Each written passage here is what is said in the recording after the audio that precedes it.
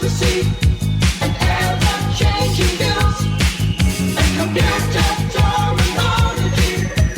Commodore news.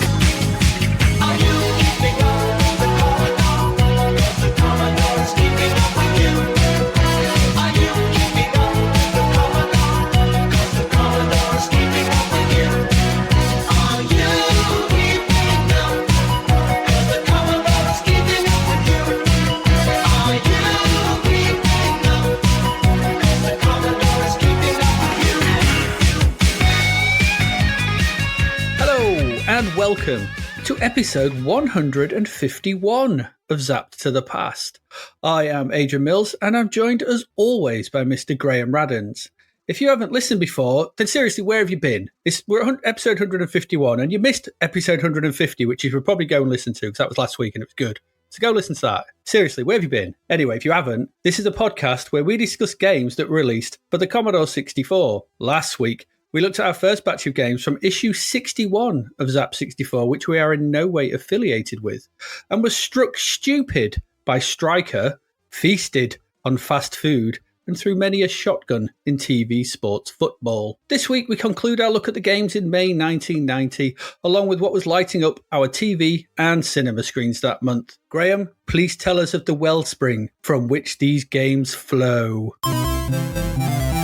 The final spring eggs of May 1990 are here, and in a merry old month that also saw Microsoft release Windows 3.0. We grab our pointy swords, stars and toothpicks, slip into our tabby boots, and sneak through a castle, killing everyone we find in Ninja Spirit, nip down the local for a pint, then head back home to get our quiz giddy on in Pub Trivia Simulator, bounce at a fixed height through some pointlessly difficult crap in Boing, and then head to the underwater-ish shooty world of another side-scrolling blaster, this time inside the cockpit of a flea in the divisive X-Out. I do remember seeing Windows 3.0 at some point, probably not in 1990 though, as I would have been knee-deep in the superior Amiga workbench by then. Windows, bah! Anyway, while we laugh at the idea of loading in a separate file explorer, we head to the circus for some good old family fun and watch the various death-defying acts go horribly and grotesquely wrong in the ghoulish, fiendish Freddy's Big Top of Fun. We explore the Commodore Brown CFAX-based footballers management simulator, that is, the footballer, head up the well-realised 8-bit skies disguised as an angry ball in the excellent Cloud Kingdoms before finally taking a heroic dose of Pro Plus, drinking 1,000 cups of coffee and heading into the sluggish, plod-you-seek, custard-coloured 3D world of yet another Freescape snooze fest in Castlemaster. May 1990 is over. Not a lot of fun to be had, but amongst the violent trapeze-based deaths,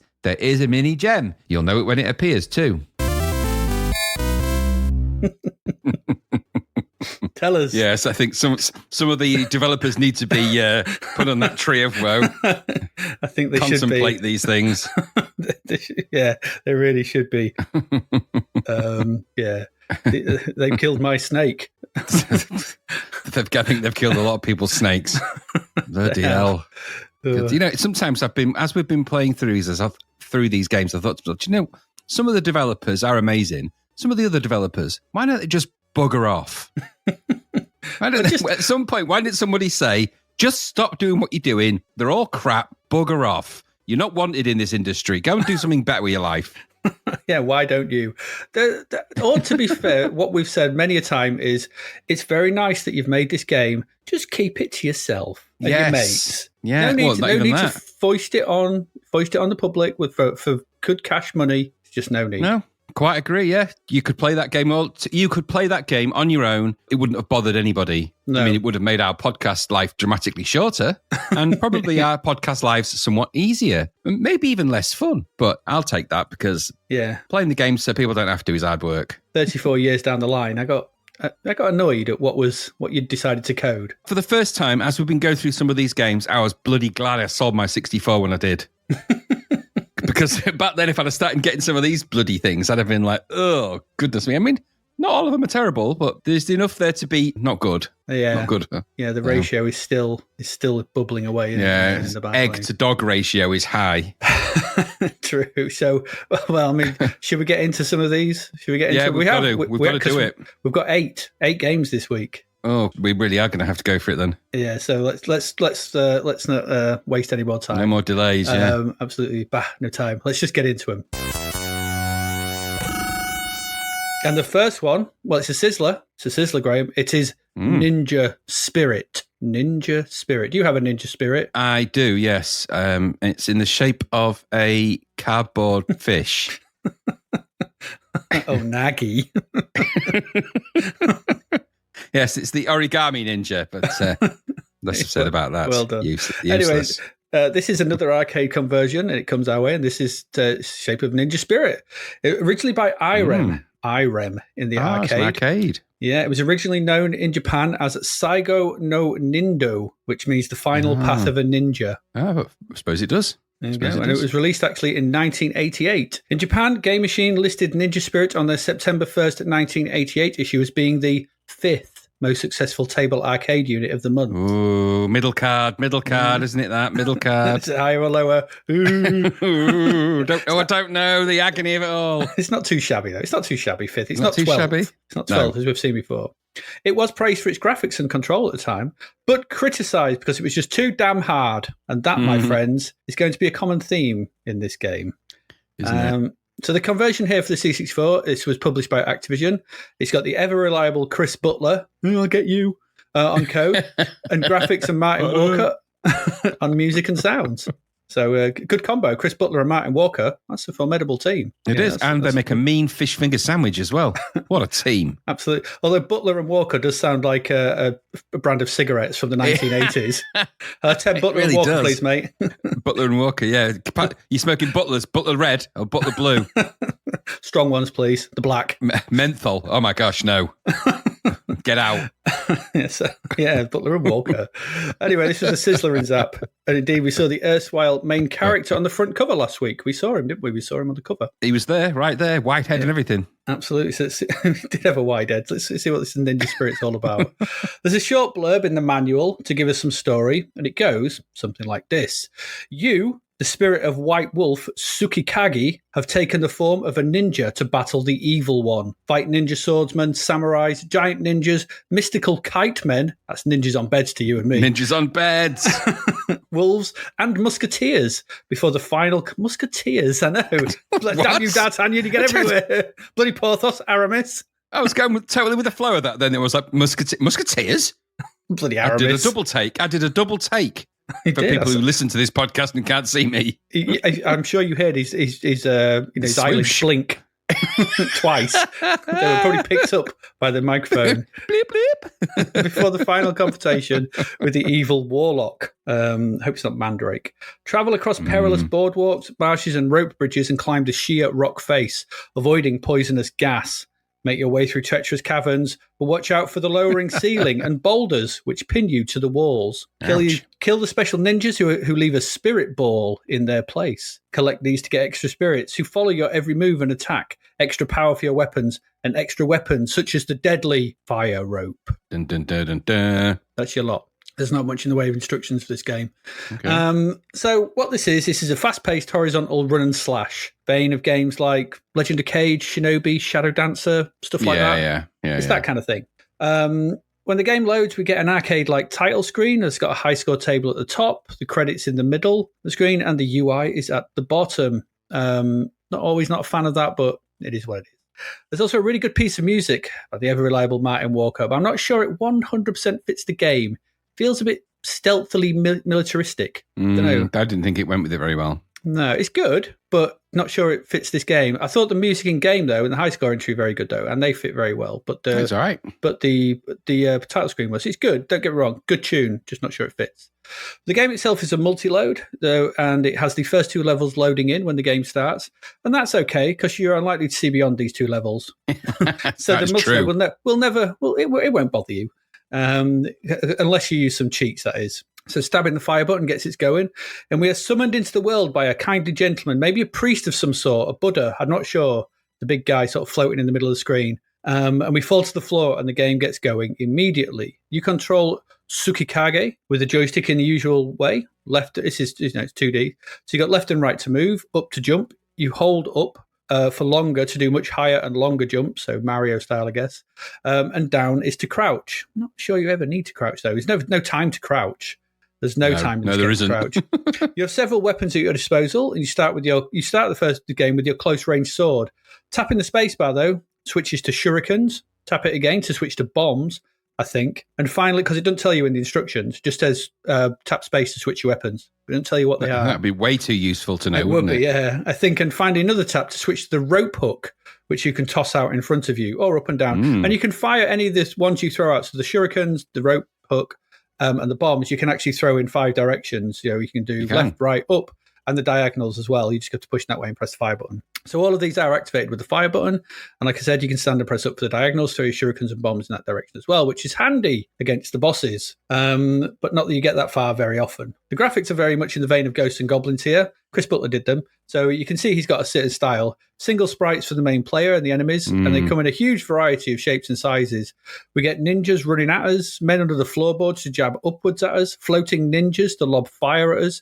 We get ninjas armed with muskets, the damned musketeers, to shoot us, and even larger enemies hiding behind shields. And this is just the first level. That's just the first level. And they come thick and fast. Ninjas appear everywhere. They're just everywhere. There's no time to breathe. It's just everywhere. They come by the dozen. There are loads of them. They're constant. This is frantic stuff. But the game, in usual modern Chris Butler style, never hitches and never feels unresponsive no matter how much is going on screen. And it can be quite a lot. When you've got loads of ninjas flying at you from all directions, 3 or 4 ninjas just appearing around the screen, lobbing fire at you, you firing shurikens all over the place. It's, there's a lot going on. There are 7 levels in total. The first one is like a ruined temple. It's got some nice background graphics for heading out into the woods, where you are beset by an ever greater array of enemies. Each level ends with a boss. There's a huge, I don't know what it is, like a floating samurai-style creature at the end at level 1. He's just firing things in all directions. After you sort of wait a while sort of destroying ninjas that are jumping up out of pots. It's very bizarre. And there's at the end of level 2, there's a leaping cat type thing jumping around the trees, which is very odd as well. If you get past these, well done. And after a quick load, level 3 sees us in some decaying woods before we end up in a town-like area where you will die quickly. But you probably die in the woods as well, because it's a massive guy that just comes up to you and you can barely kill him. And even trying to jump over him, he's got a massive sword, he'll just destroy you with it. It's like, this is so hard, this game. But if you do get to level 4, it sees us run through the caverns to drop down into a collapsing cave where you have barely enough time to make it. The collapsing cave is just coming down. If you don't run to the right immediately and never stop, you'll die. It's ridiculous. You're like, oh, okay. It is a bit daft. Because you're getting, when you fire, you do slightly pause to throw a shuriken or something. And you get enemies appearing in front of you. So you have to kill them.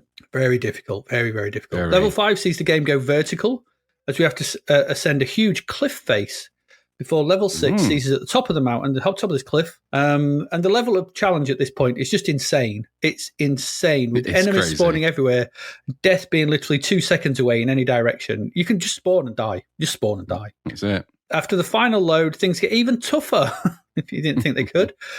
Huge men just with sticks just come running at you. I don't know how you're supposed to kill them or avoid them. I have no idea. They just kill you instantly. Should you make it through this, and should you take out the final boss, which you won't, you get a really lovely end sequence where you turn back into a wolf, which is really nice, and run off with your pack. It's really cool. It's genuinely very nice. It's got a really nice piece of music. You sort of you basically crouch down and then you slowly sort of transform into the wolf, and then you and loads of other wolves run off to the left past like a sunset thing. It's really nice. I was like, oh, that's a really cool ending. But you will never see it. Never ever. It's because it's just ridiculously hard, this game. The UI at the bottom has your score and the 4 weapons at your disposal. The one presently picked, it has a blue background to it, so it's quite clear what you've got.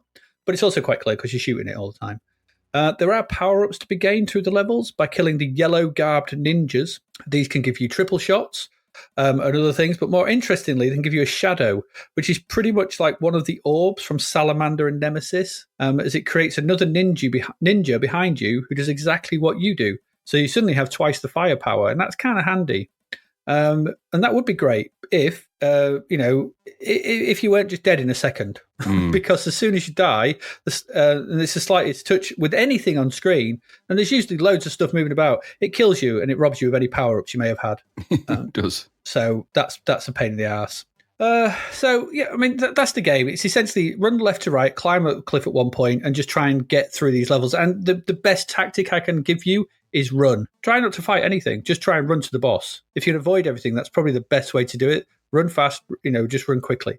You'll still die. The graphics in the game are pretty decent. Some good backdrops at times. The sprites are small, but I thought they're quite well animated. Like when the ninjas run up to you, pulling their swords out, and I like the fact when you do die, they still run up to you and just slash at your dead body. Things like that. Yeah, There's some nice little touches in it like that.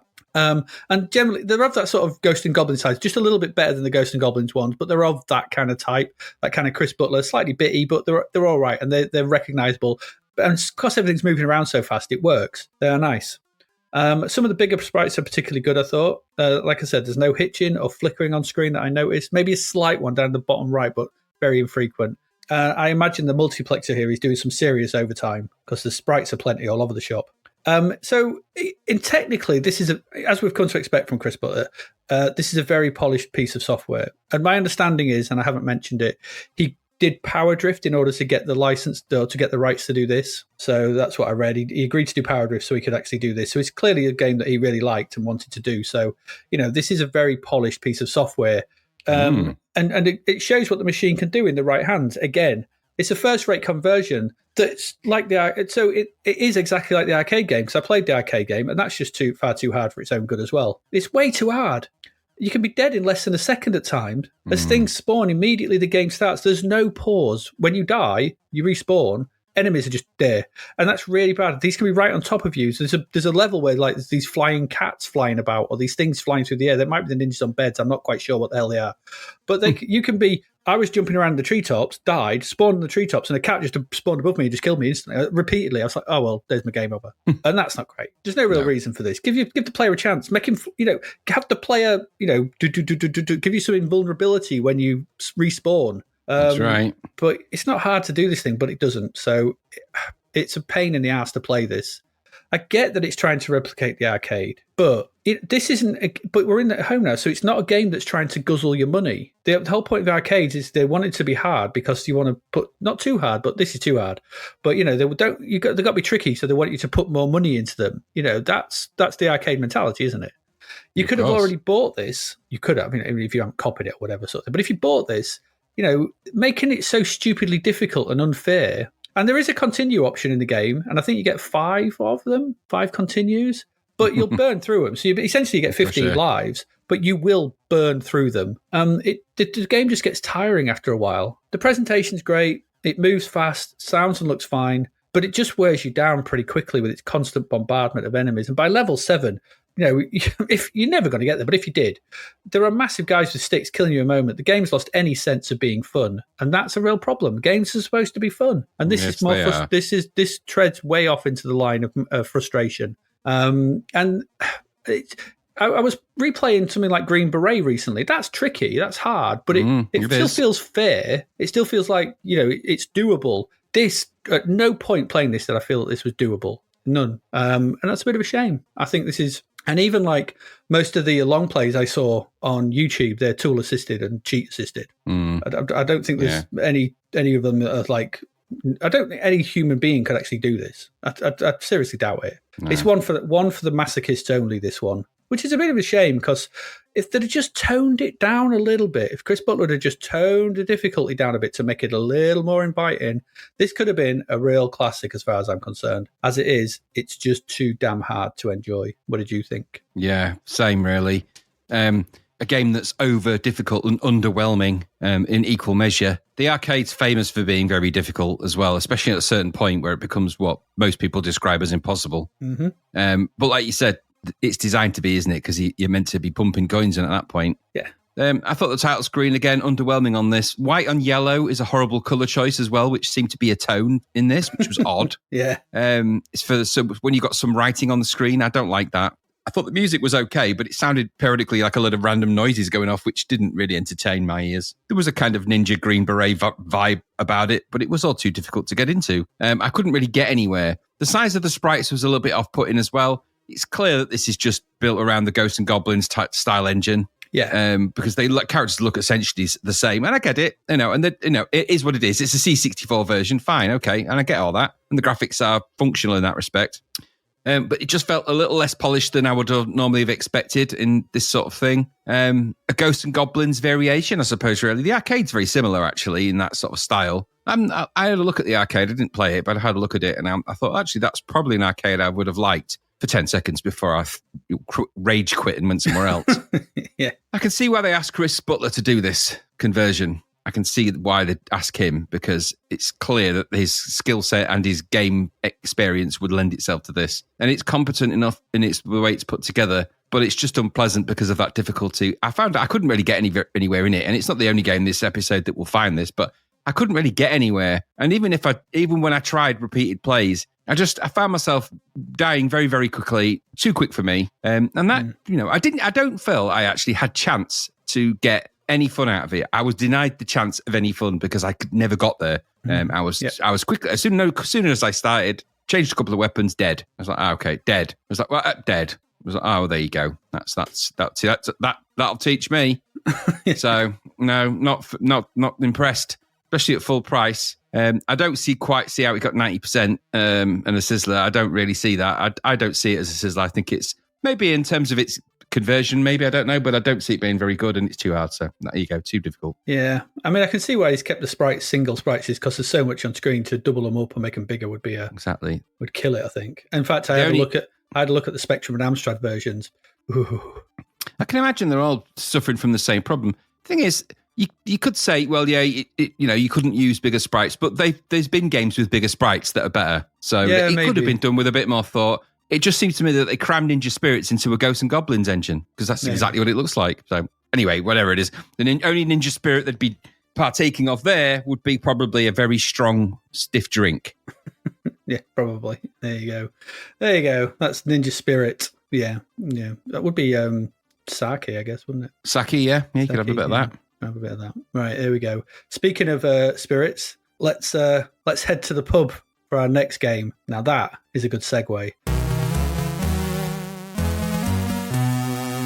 Because Graham, it's time for you to tell us all about the pub trivia simulator. We haven't been to the pub for a while, have we? What was it called? Our pub, the Jolly Egg, was it? I can't remember. I can't remember now. There's something egg. It was anyway. Was it the tilted egg or something, or the something egg? It'll be something to do with egg. This is pub trivia simulator from our friends at Codemasters. Hiya, Codemasters. Thanks for another budget game. It's lovely that. 76%. Yeah, well, they didn't need to put that in, did they? But it is a simulator, I suppose. 76%. Okay, 3/4 of the way up. This is coded, and the graphics and the title screen are all by John D. Ferrari. He did Human Race and Super Dragon Slayer. He did. And the musician here is Steve Barrett.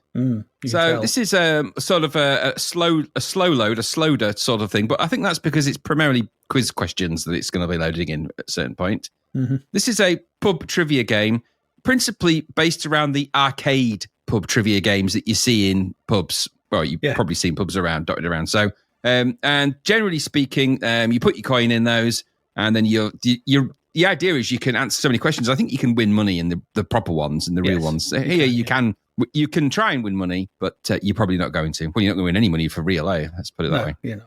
So there's a few things I liked about this game, and there's a few things I didn't. I didn't really like the Twee Circus music that started with it, particularly. It's not the only Twee Circus music I really came to hate in this episode, but it's not great. But it's passable enough, I suppose, for the money. This is the cheap game, remember. The opening title screen is quite simple, really. Title of the game at the top, few options in the middle, and the obligatory, I feel, Codemasters logo, which is everywhere in this game. Everywhere you go. There it is. So you'll start this journey off by choosing what kind of game you want. So the number of players, I think you can have up to 5 players, I think. Yeah, you can. And you can view the high scores, should you wish to do that. You can load different question sets, of which there are 3. You've got no delineation for what those question sets are. At least not what I could find. So it's just maybe in the proper instructions, it tells you what they are or whether they're more difficult. I don't know. Probably but not. I think it's just for the sake of having different things to answer, so you're not always answering the same ones. Yeah. But there's 3 sets of questions, so you can choose question set 1, 2, or 3. How exciting is that? Ooh, I think I'll go for 2 this week. Very. And you can change it from keyboard to joystick. I would recommend you do that because it's very confusing if you're trying to use a keyboard. Yeah. Although it's hard and confusing enough to actually change it to joystick. It is, yeah, because you have to keyboard. press. And you have to press spacebar to sort of go You up have to and think it's you to go, you and N, I Exactly. think, to go up and down. It's like, Anyway, so you'll decide to start the game. That's all the options you get, by the way. And then you'll get to like a weird selection screen where you can choose from the 5 players. They look a bit like the characters from a Guess Who game.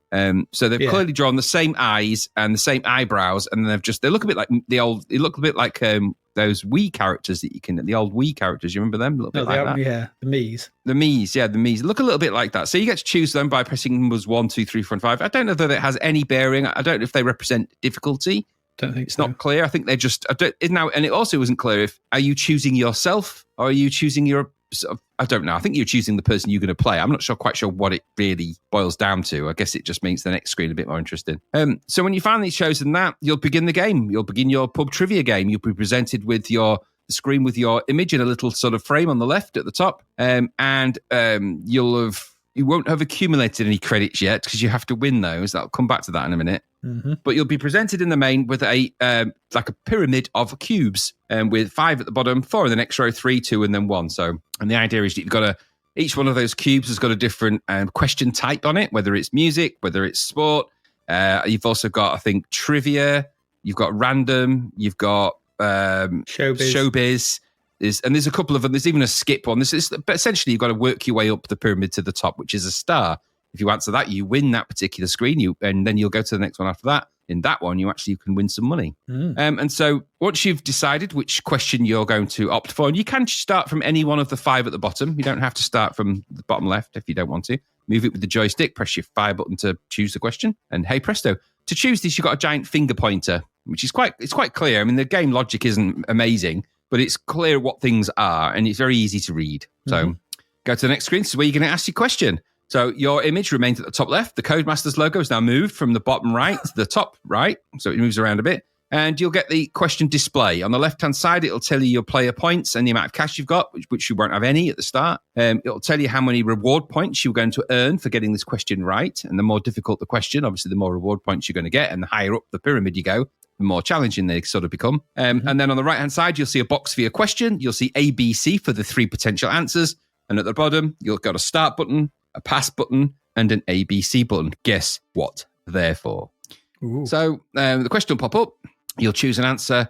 If you get it right, then you'll get that one right, and up the pyramid you go, and you can keep answering different questions. You get the idea of it. If you get it wrong, game over there and then. Yep.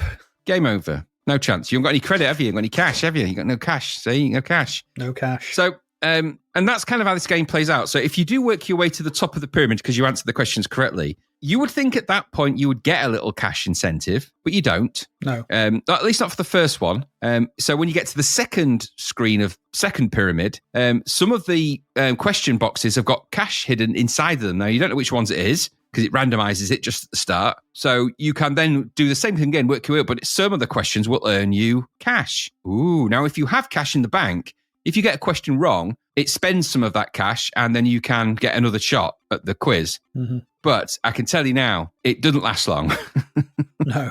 So very quickly, you're going to find yourself booted out of the game, game over, back to the start and back to the first pyramid you're going to go. And that's how the game plays out. It's as simple as that. There's no more logic to it. You might play it multiplayer. Each player is going to get a question, aren't they? And that's how it's going to go. Now, the graphics on it all are actually okay. You know, they're very perfunctory. They are what they are, but they're not uncolourless. They're not uncharacteristic. They're not bland. They've got a bit of colour. They're quite lively. They're quite, cartoony and funny. And the little icons are clear what they are. So musical notes for music, a little showbiz, I think, has got a little, top hat and cane, I think, as I recall. So you've got it's very clear iconography in the game. And then when you ask the question, now for the first time ever in a quiz game with this, I actually found the questions were reasonably easy to answer. So I worked my way through quite a lot of this fairly easily. I only ever seemed to cock up on one question, and then once I cocked up on a second, done. But the questions aren't that difficult. I found the music ones work very, ironically, they're very of the 80s of all the music we've been talking about over the past 5 years of the podcast. So listening to Zapped the Past podcast actually helps you with this quite a lot. It will do, yeah. So it's quite a lot of current stuff that we've discussed that was asked about in those things. It's kind of weird. So I'll say this about this game, because that's all there is to it. There's no great challenge. It's 3 quid's worth of pub quiz game. And you might have had a bit of fun of this if you had a few mates round, a few beers, and you stuck it on for a night, because the questions are going to be fun. It's the same logic that applies when you're in the pub, only you don't have to spend. You're not going to win any money, but if you're just doing it for laughs, there's not enough laughs in the game itself, as in there's no silliness happens, but you're going to get measure out of this because of the simplicity and because of the speed and the execution, which is actually pretty straightforward to do. And by the way, when you do get the 3 options for your question up, you get a very short timer to answer them. So the pressure's on. It's not like you get like plenty of time. And that's quite nice. So the pace of the game is fast, even if you're getting booted out of it all the time. So it's not terrible. It's not amazingly exciting on your own, but with a few players, one evening, big screen and a few beers, I reckon you'd have probably had a bit of a laugh for £3. You might have had a bit of fun. And even if you only played it once or twice with different question sets, you probably would have got your money's worth of entertainment out of that. Like I said, the questions were okay. There weren't any crazy ones like please spell something crazy. And you're like, oh my gosh, I don't how do I do that in the time? I haven't got time to type it. Or, who was the physics professor last week at Harvard who fell off a chair, that kind of thing, where you got these crazy questions. They were of their time and you would have probably at the time been able to answer them, and you might even get a bit of mileage out of it now. So my only complaint with this is that if you really wanted to get into it, you get punished quite quickly, and it's quite demoralizing to get booted out and back to square one again, even if you want to go at it. But it is a quiz game and you are just answering questions. So I don't know. I thought it was all right. Like I said, graphics okay, sound okay, nothing terrible, nothing bad. Classic budget game from Codemasters. Bit of a return to form, I suppose. I wouldn't have been upset if I'd have been given this or got this for £3, and I'd have had my little mileage out of it with you and probably Gary and once or twice. Thank God we never did, though, because we'd have probably just got really mad with Gary for getting all the questions right. But it's all right. It's not bad. It's certainly the best Codemasters one we played in a while. But what did you think? Pretty much exactly the same. I've seen a lot worse trivia games. And sort of gambling games and those kind of things. This one keeps it nice and quick to get into and does a decent job of replicating a pub quiz machine of the time. It does exactly what it says. I've played pub quiz machines that are exactly this, answer questions. And they're harsh as well. Don't answer the question, you get boot, you lose. Oh, I thought the visuals were good for what they are. The whole thing is, again, we said this about the game last week about fast food. It has a nice, jolly air about it. It's part due to that tune from Steve Barrett, very similar to the one he did in Fast Food. I listened to them both back to back, and I was like, because this one's got a key change in it as well. He loves a key change. He loves a key change, says Mr. Barrett. Anyway, I've written exactly the same. With a few mates, this could be a bit of a laugh. The questions are not that hard for the most part, until I got asked how many seconds are in a day. But it does give you a multiple choice. That was for the top prize answer. Yeah, so I had a 33% chance of getting it right because it was like going down. I was like, 60 divided by 7. Yes, I got it wrong. I mean, who knows the answer to how many seconds are in a day? True. But that was a tough one. Because up to then it had been like, who was the star of what was something like Mean Streets, Robert De Niro? Okay, really easy. A lot of the questions like okay, and like you said, the music ones. This podcast has given me a rather wide knowledge of media from 1985 to 1990, and so it fed into this. That would have been great at pub machines back then. Now, but I don't know. On your own though, it gets a bit dull. Does get a bit dull on your own, and it does that virtual money thing raise its head again. We've talked about but it's a trivia game. It's a pub trivia game, and those kind of things are always a bit different from gambling games because they're asking you questions. So there's a different feel to this. Yes, and it's fast. Yes, it's easy to play once you figure out how to switch to joystick. Yeah. If you do play it in multiplayer, which I actually did try, I think that's a bit of a missed opportunity because you just go until you lose, and then the next player goes until they lose. Oh, that's a shame. I think that's the wrong way to have done it. It should have flicked, or who's answering this, or done something. There could have been loads of different ways they could have done multiplayer in this. So it could have been, so and so is answering this one, and you're like, you don't get it wrong. Yeah. That kind of just can be co-op or that sort of thing. But it's fast, it's easy to play. It's never a bad thing. Not bad for a budget title. £3. This was all right. I think you would have been. It's UK centric, the songs and the music and stuff thing. But I think it was all right. It's fine. This 76% probably about right. John D. Ferrari, one of the coolest names in game development at the time, has done a good job. Yeah. There we go. Let's keep that budget ball rolling and move on to our next one. Oh God, I'm king of the segues tonight. I know, it's crazy.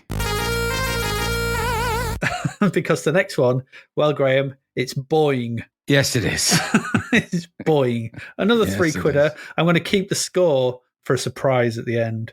Okay. Because you thought Ninja Spirit was hard. Yes, I did until I came across this. Well, yeah. I went back to that one. That's so easy. This is from E&J Software, Boing. We recently saw them releasing the rather decent Neutralizer. Okay. This is all right. Boing. And this is one of the most absurdly and ridiculously annoying games that has ever been my misfortune to play. It's not the review they were hoping for, that, but yeah, I get it. No, slap that on the box. The developer here was Breakpoint Design. Because you'll reach yours very quickly with this. Yeah, and there's code and graphics by Michael J. Berry, and the music is by David Green. The scenario here, according to Moby Games, because I could find no sign of instructions for this. No. I could find no sight nor sound of this on the internet. It's like I found a couple of it being sold on eBay, but this has been forgotten. This has been forgotten. This Good. game. So you are Boris, the big ball of Ballardia, and you are attempting to escape from the planet Fuige by bouncing over 120 zones to get to freedom. That's it. But you're not want to get even past zone 1 with this. You won't. I mean, why would you? Because this is infuriating and badly designed, and it has everything in games that I loathe. It's just it's a mishmash of everything I detest in video games. Yeah. Let's start at the beginning, though. You know what you're going to get when the game loads and we get a Homer's website of a title screen. There's multiple logos at the top. Some of them are moving, some of them in different fonts. There's loads of text. All of it is strobing. There's sprites flying about and a piece of music that is pitched to drill into your head in about 5 seconds. It's literally headache. I was looking at it because I can't focus on anything, and the music is horrible. You've got 3 difficulty options to select from in all this, this swamp of horror. Those are wimp, good, and normal. And it starts on normal. So this makes no sense. The hardest difficulty is down as normal. You can also choose to have musical sound effects on for the game, and for your own sanity, if you really must play this, select sound effects. For God's sake, select sound effects. Because then fire gets us going. The UI at the bottom of the screen continues the insanity of the title screen, with far too much going on, making it almost impossible to get any information from it. And this takes up the bottom 5 characters' height of the screen. There's a zany image of the ball you control with googly eyes, a bomb for some reason on both sides, as you score lives, the zone you're in, and the amount of ammo left. Whatever. The rest of the screen is the game. And so what this is an auto-scroller, auto-bouncer platform game. Auto-scrolling, auto-bouncing. That's never a good thing. No. I mean, to be fair, if I said to you auto-scroller, auto-bouncer, and then I said to you... what's the tennis ball one? Bounder. Yeah, I suppose that can work. If it the can perspective's work, right. But not here. Not because the bouncing Bounder is decent. Yeah. So I've said before that I don't particularly like platformers where I can't choose when I jump. Bounder is kind of an odd one because it's that top-down view, but this side-on view, they couple that with auto-scrolling as well, and you've got a recipe for pure pain and horror. You have. The graphics are not too bad for the main game. I'll give them that. The graphics are not bad here. Yeah, I noted that. Yeah. They're big, chunky, and jolly. The music is an oral horror that I hated. So I'm just going to say that. You control an ever-bouncing ball that looks fine as the screen scrolls from left to right. There are platforms, kind of made up of little bits, which kind of sort of bas-relief bits. And it looks fine. There's loads of things moving about. And there are these platforms. You must land on them, and these will go up and down. And very soon you're over water. And they do. There's platforms. You can't control any of this. So very soon you're over water, and if you miss a platform, you're in the drink, and you must start again, and you're at the beginning, and it will be so bad. But even on level 1, this is stupidly hard. It's hard to actually describe how bad this is because you bounce so small. It's just annoying. Platforms fade out, and then they return, but not always quick enough, so the screen has scrolled past by the time they return. So you can't land on anything. So you're just hovering to the left of the screen, wondering when a platform's going to reappear. And by the time it does, it's too late. So you're in the drink again, and you're dying, and you're back to the beginning. Sometimes they just disappear under you with no warning. So that's annoying because you can't control your bounce because you just bounce in. There are wrong routes as well. So you can get stuck in dead ends, just waiting for the scrolling to kill you. You've got no real control over the ball. All you can do is move left and right to move yourself. The ball always bounces the same height, which isn't very high, and you can do nothing to adjust this. And like I said, it doesn't bounce very high either. So all the platforms are very tight together because you've got to land on the platforms. God damn it, this is annoying. It just feels so horrible to play. Yes. Oh, God, this made me so angry, this game. God, supposedly there are over 124 levels of this. No. But this thought is enough to give me palpitations. Send me to the ER. It just felt like some kind of torture. People who get captured, give them this, they'll give you what information you need in 10 minutes. I tried to keep playing it. I tried to get into the rhythm of it, thinking if I can just get on with it, but it just made me start to twitch. Yeah. And my eyes were going. I was like, what's his face? Herbert Lom. Dreyfus in Pink Panther. That's what this basically did to me. This was my Clouseau. And the bombardment of visual and oral stimuli just gave me a massive headache. Oh, I'm not going to say much more about this because what's to say? It's horrible. It's just a horrible, horrible game. It's one of the worst things I've played, once again, in the podcast. They keep coming, don't they? Everyone, how many games have we played going, it can't get any worse? Yeah, we keep saying it. This might give Striker a run in my book. Yeah, well, I think we're issuing time challenges. That's why it says time cops are going back and finding these. I don't know what's going on. It's so horribly designed. It's not because it's badly programmed. It works. It is. And it runs. Well, it's not because the terribly, terribly designed. It's the design behind it. It just makes it horrible and unpleasant to play. So I imagine it works exactly as you want. Or maybe they didn't. I don't know. I hated it. I just hated it. And I'm going to say no more about it. This was a train wreck of a game of horror on every level. It got 9%, just to so you know. It's way too high. And it is too high. This is unplayable. Unplayable nonsense. Awful. Did you enjoy it? No. There's nothing to enjoy. This is unplayable and buggy. Did you, by chance, press the spacebar at any point when you were playing that? No, I did not. No, why? Well, if you do that, because it makes it go and flicker and go crazy and it becomes even more unplayable. Only this game could have a button that makes it worse. I'm thinking, wow, you chose the biggest button on the keyboard to make it like make it go worse button. It just makes it like flickers the screen. It all goes crazy. Platforms were going wrong. It was just bonkers. Oh dear. Because I thought maybe there was like some kind of super jump button. Because I was on the quest to find the bounce. Because in a game like this, you need to be able to bounce higher. Yes. But you can't. It's a fixed bounce height in this game. So you can't bounce higher. And I thought, so that's why I tried pressing the spacebar, thinking, oh, maybe I press spacebar to do like a super bounce. No. It just made it go, just completely went crazy. I was like, okay, that's the crazy button. Remember, don't press the crazy button. I felt like in Apollo 11 movie where he's got the little sticker and it says, don't press this button. You know, he puts the tab over it. That's the kill us all button. No, just rubbish. This, I'm not going to say a lot about it because there's nothing to say. I thought the graphics were okay, colourful. I thought the sounds are horrible and the music was the sort of thing that would send a saint to the sea. Terrible thing, this. It's a pity because they've just not. I don't think it's finished. It felt to me clearly unfinished. It just felt there was the key part of the game, the ability to control the bounce, was missing. Therefore, the game was impossible because of that. You cannot do it. I kept jumping and falling into that water and getting that nice splash animation. I was like, sod this for a game of soldiers. So I went out to find a game of soldiers, and luckily there was a few kids in the street playing.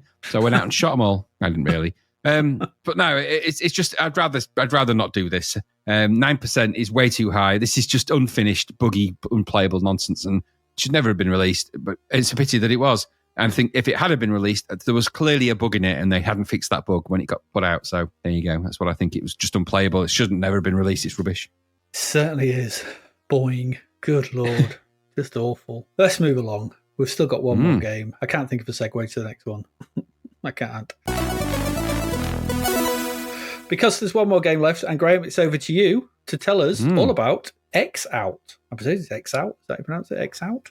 Yeah, I would say it was X Out. Yeah, it's X-Out. £9.99, or probably slightly more on disc. 82% it got in Zap. This. It was published by Rainbow Arts. Seems to have a bit of a thing about producing shoot-em-ups, don't they, these? Mm-hmm. But unusually, this was coded by Jorg Prenzig. And I have to apologise because that's probably not how you pronounce that. That's the chap that did Vampire's Empire and Circus Attractions. We didn't like Vampire's Empire that much, I don't remember, did we? No, I don't think we did. The graphics are by Andreas Escher. He did Catechus, R-Type, and Daenerys. Can't you tell? Can't you just tell? And the title screen is Andreas Escher. Musician here is Michael Hendricks. And the box art is Kelal Kandemorolugu. He did the box art for the other Rainbow Arts games, I feel. There's 8 levels to this multi-loading game, and it's a side-scrolling shoot-em-up. There's a blurb, and I shall read the blurb for it. Be short and uninteresting, but nevertheless, I shall read it. It says, in the year of 2019, 40, Warden Age, with 40 life ends. Not for you, Granger, I always said to myself, not for you, but not only my blasted 40th was due in 2019, I was sacked. I was turned out on my ear. 2 months of hanging around. 2 months of boredom and job hunting.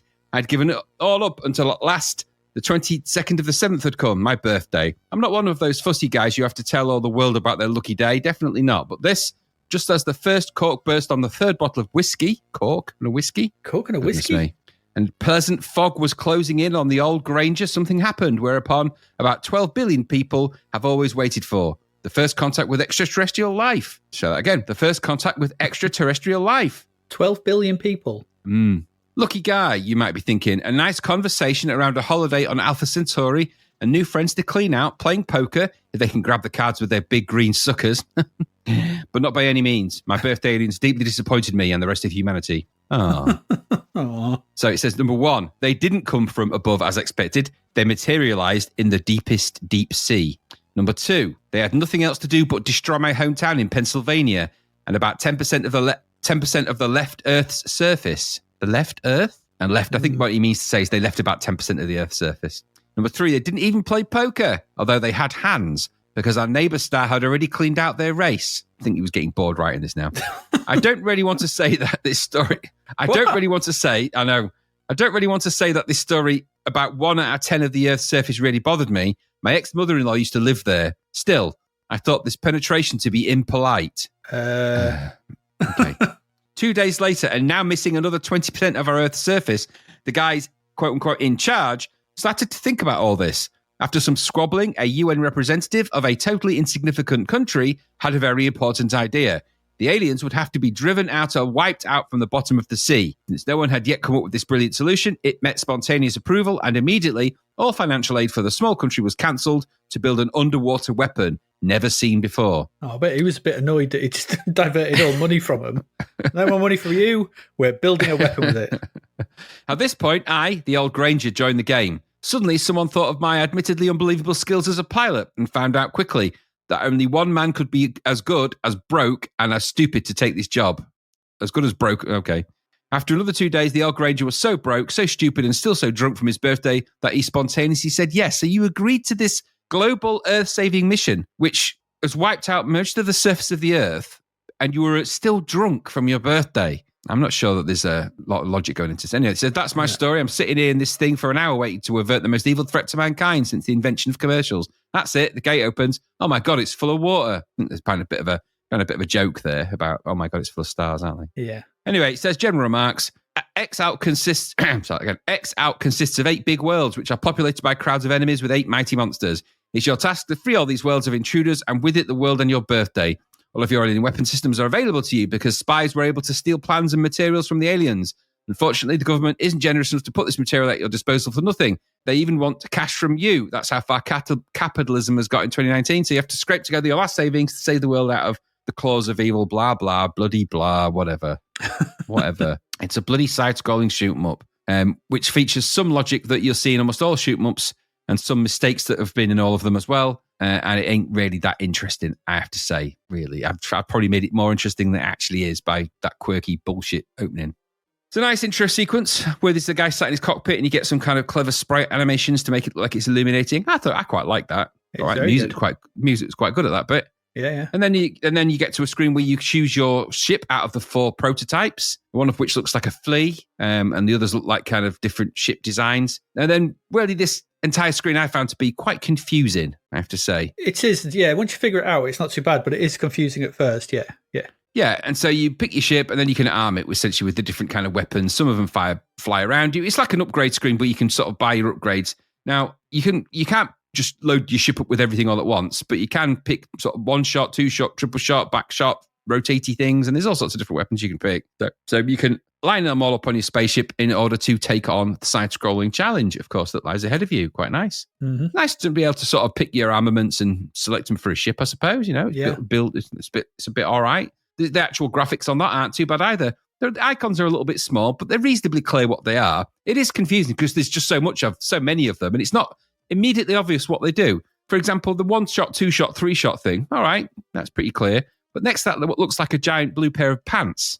And then there's what looks like a diamond ring. And there's a few others that aren't immediately obvious. Now, I think these might very well be explained in the manual. They probably are. In fact, I don't doubt they are. So with the manual in hand, you could probably go to sort of before this sort of thing, and you can choose from the Armada and sort of decorate your ship in all the armaments you care to muster. And so I suppose what that does is give you some unusual replayability, because you can sort of try this with different weapons and different tactics and maybe that will help you in it. And then that's kind of the way, the plan. When the game starts, after you've gone through that, and the game will load and start, and you'll start with the armaments that you have, you'll be presented with fairly straightforward side-scrolling affair here. Yep. Background graphics that are kind of dotted in the background that move slightly slower to give a kind of parallax effect. There's a UI at the bottom, which is actually the most boring UI in a shoot 'em up of all time. But it's there, and it kind of base relief sort of shows you your current energy level, your score. And I think it gives you the idea of the weapons upgrades you might have picked up along the way. I don't know. There's some lights. It was one of those games that I found quite difficult, I have to say. Anyway, you use the joystick around to move it around. You press the fire button to shoot. Standard shoot 'em up stuff, really. Very much like art in the R-type mold. There's a few little differences, but that kind of idea. So unusually for a shoot 'em up from Rainbow Arts and of this caliber, this game immediately starts to display scrolling problems, or at least it did for me. So the first thing this had was glitchy side-scrolling. So it wasn't like it was terrible, but it juddered slightly and it was a bit flickery and glitchy, especially because you've got side-scrolling, you can actually go up and down in this a little bit as well. So you've got a bigger screen space than your standard shooter, which is quite a nice idea. Gives you a little bit more to explore. As these sort of backgrounds, such as they are, scroll onto the screen, you've got these kind of different kind of, at the start level, different kind of green towers and different kind of caves, and they'll appear at the bottom. You can sort of fly over them. You can't hit them because they'll kill you. And then you'll be also attacked by enemies that will shoot at you. You shoot at them. You've got to try and kill them, obviously. Some of them take multiple hits.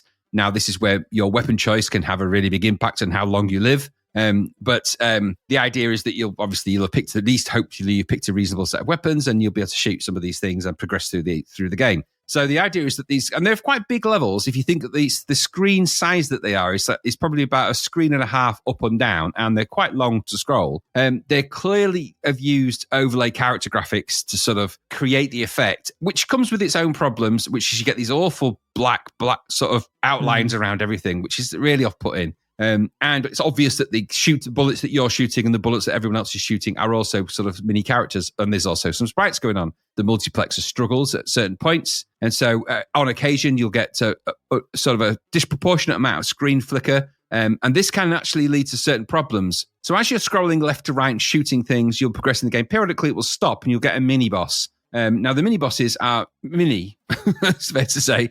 So if you're expecting giant bosses at this point, they're not so much. They're kind of smaller. There's not loads and loads of enemies coming at you all the time, but they are quite tactical at how they shoot. And on this first level, there's like this little spaceman guy that goes up and down, and I found myself having to sort of shoot him a bit and then go back away, shoot him a bit and go back away. Maybe I chose the wrong weapon, but it just took me ages to get rid of him. And then once you get past that, the screen starts to scroll again and you can progress through and you get more graphics. The background graphics do get better. You get some nice sort of background details. And the color schemes are quite nice. It has a nice look and feel. I didn't necessarily feel like I was underwater as such, but it does have an aquatic kind of vibe. I get that. But at this point, once I'd got further in, I found that the screen started to scroll quite spectacularly. And this was particularly bad when I was going up and down. It wasn't so bad, and especially when the big boss arrived later on, when you get this kind of, I don't even know what you describe it, like a skeletal water frog thing with fangs. I don't know what that is. But you get like a big boss, and it is big. It takes up a great portion of the screen, and there's little animated bits on it which you have to shoot. In the kind of tradition of these kind of games, that's fine. Mm-hmm. But I found it quite buggy at this point, so that there was flickery lines, there was bad multiplex glitches where it was just catching the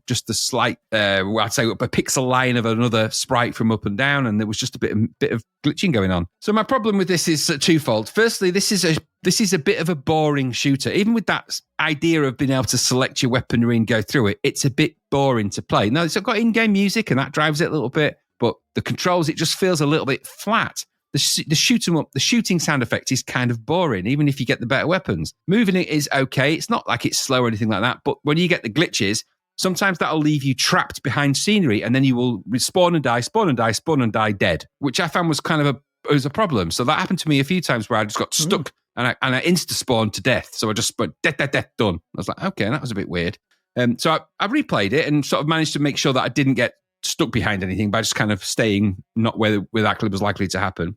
But like I said, eventually the blocky graphics around the sort of scenery started to bother me. That seems to be something that occurs throughout the game. As I looked on YouTube, because I couldn't get much further than the end boss of this first level, and I didn't get past that because I'd chosen the wrong armament, but I could not And I must have been shooting that bloody enemy thing felt like ages. It must have been 5-10 minutes of continuous shooting and I only managed to get rid of one bit of its face.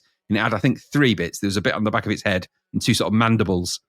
So I couldn't get past that part. So I thought I'd check it out on one of the YouTube channels. And I did. And I thought the graphics, okay, they look consistent. They're not great graphics, but they look consistent and the scrolling remained consistent. I'd have to say on the YouTube video, that didn't seem to have any, at least it didn't present any of the bugginess that I was experiencing. But it might be just a quirk of my emulator or whatever it was going on, but it was particularly difficult. So I thought I'd try it again, load it again. I had the same problem. So I just found maybe there's more to this than I was able to get out of it. But my key issue for the game really were, firstly, this has been done before and better, which is kind of as you'd expect. This was good on the Amiga, as I remember X-Out as well. So maybe it's a better Amiga game. Port, yeah. I thought the implementation is poor compared to other Rainbow Arts games of this time. So, and I have to compare it directly to Catechis or R-Type or Daenerys, which are better than this by miles. So even with that sort of the idea of upgrading your ship first, the graphics around the scenery with those blocks around it, they bothered me because we've seen so many games that don't have that. And I found that the gameplay looked very samey. Now, I didn't get that far into it, I guess, because I only got to the end of level 1. But the idea of there being another 7 levels of that and facing the challenges, I don't see how I would have ever got through them with the lives I had. I just don't think I would have done it. It was very, very difficult at that point because I just kept dying all the time. So I thought this was, unfortunately, I was hoping it'd be a lot better, but I found this just unforgiving, glitchy in my instance, but even without the glitchiness and my experience, dreary. And a shoot shouldn't be this kind of pedestrian and slow and a bit boring. I think I've played Turrican and I've played all those other great games that we played, some of those side-scrolling blasters and shooters. And this one, just because I think of those, the quality of those, this one looks more pedestrian than it probably is. Had this been, I don't know, I think this is probably a little bit late to the party and not polished enough to be in the same, it's not going to go to the cool kids area. This is probably going to be down by the B list zone. But I think that's what my mileage with it was. Pity, really. But I do remember the Amiga one having a bit more legs on it. I remember owning the Amiga one, I think. But what did you think? I think I enjoyed it a lot more than you did, by the sounds of that, because I actually really quite liked this. Now, I went and, because I was playing the original, the one we had, but I went and found, because the loading was annoying me, so I went and found a cart version, and I tried that. And so I didn't have any of that flickery. I did a little bit of slowdown at the time, but the scrolling was fine, and I didn't really have any of the issues that you're sort of saying. So whether there was a bit of a bug in that version or not, whether there was tidied up in the cart version, no idea. I go by the version I had. No, that's fine. I get it. You play what you play in front of you. I get that. Just I didn't get that. So I quite thought this was a bit of a surprise. I don't remember playing it. I don't remember really playing the Amiga version. I might have played it around at your house. You played it on the Amiga for definite. Yeah, I must have done, I guess. But it's not something that sort of comes to mind. But I thought that I liked the fact that it was doing some new stuff with the way it handles its power-ups. Always good to see, something doing something different or trying something. So I like the way you can approach the game by having the choice of, so you can just have one life and really tool your ship up, or you can have multiple ships and multiple lives, or you can have 2 lives and sort of half tool them up, and you can have different kind of strategies for each ship. You might think, one with vertical and one with thing, and you can do all that. And I quite like that sort of idea. And it's all just based on how much money you've got, obviously. And if you don't like how much money, you can take it off in that loading screen. And I like sort of playing around with that and thinking, what can I put on it? And at first, it's not obvious, but after a few goes, you kind of learn what each one does. And then, okay, I'll try 2 lives, I'll try 3 lives. Or, like I said, I'll just put as much as I can on one ship. Missiles, firing upwards, triple fire. And I was like just killing everything and getting to the end boss. And I was really enjoying myself. So I think, I don't know, I had quite a good time with this. And I thought it played pretty well. I thought it was a decent undersea blaster. Yeah, it's got some nice graphics. I know what you're saying about there is some slowdown, but I didn't find it too egregious. I thought the hitboxes were pretty forgiving. There's plenty of space to fly around in because, like you said, you can scroll the screen up and down. So I quite enjoyed that more. I didn't think it was too hard. And just like I said, and there's a lot going on. I thought the sounds of music were all pretty good. I thought this was pretty good, actually. I quite liked it. I thought it was a decent version of the more advanced 16-bit version. It's even got that cool intro where you get in your flight and then you sort of lobster ship flies out. A buggy, glitchy game is what I found. So buggy, glitchy game is what I experienced. That's fair enough. That's fair enough. I think, I don't know, I would 82%. Yeah, okay, fair enough. But I really quite enjoyed this, and I maybe because I just didn't have that experience that you did. Maybe the cart version has been cleaned up and tidied up, and some of the stuff has been ironed out. It might be, but I think my chief problem wasn't so much that it was the glitches. It was just that this game is not exciting in its field. There's been so many games that we played better than this. I'd rather play them. I'd rather play them. I mean, that's fair. I'm not saying it's best in class. What I'm saying is it's still a decent. I still thought it was quite a decent shoot, and I did enjoy my time with it. So better than some of the others we played, but that wouldn't be difficult. And like I said, that sort of choice of building your craft, I thought was quite interesting and quite unusual, and novel.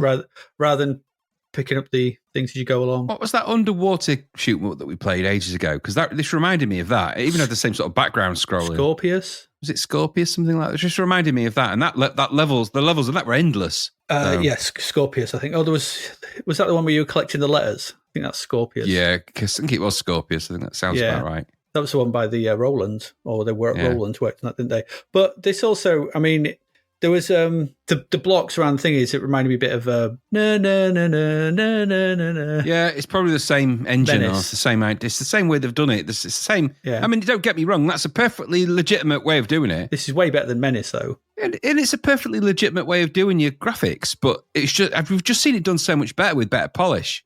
So it seems a shame that they did it that way, really. Yeah. But I think it's a limitation of the character's graphics, I suppose. Yeah.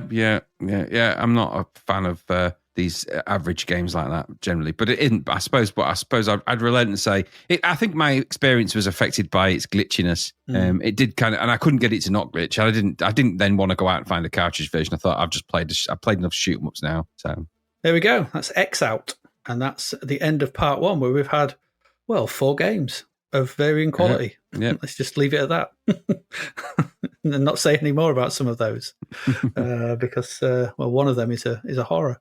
So okay. Well, there we go. We're going to take a quick break. We will come back. We've got films and TV from May 1990 to have a look at. So please do stay with us.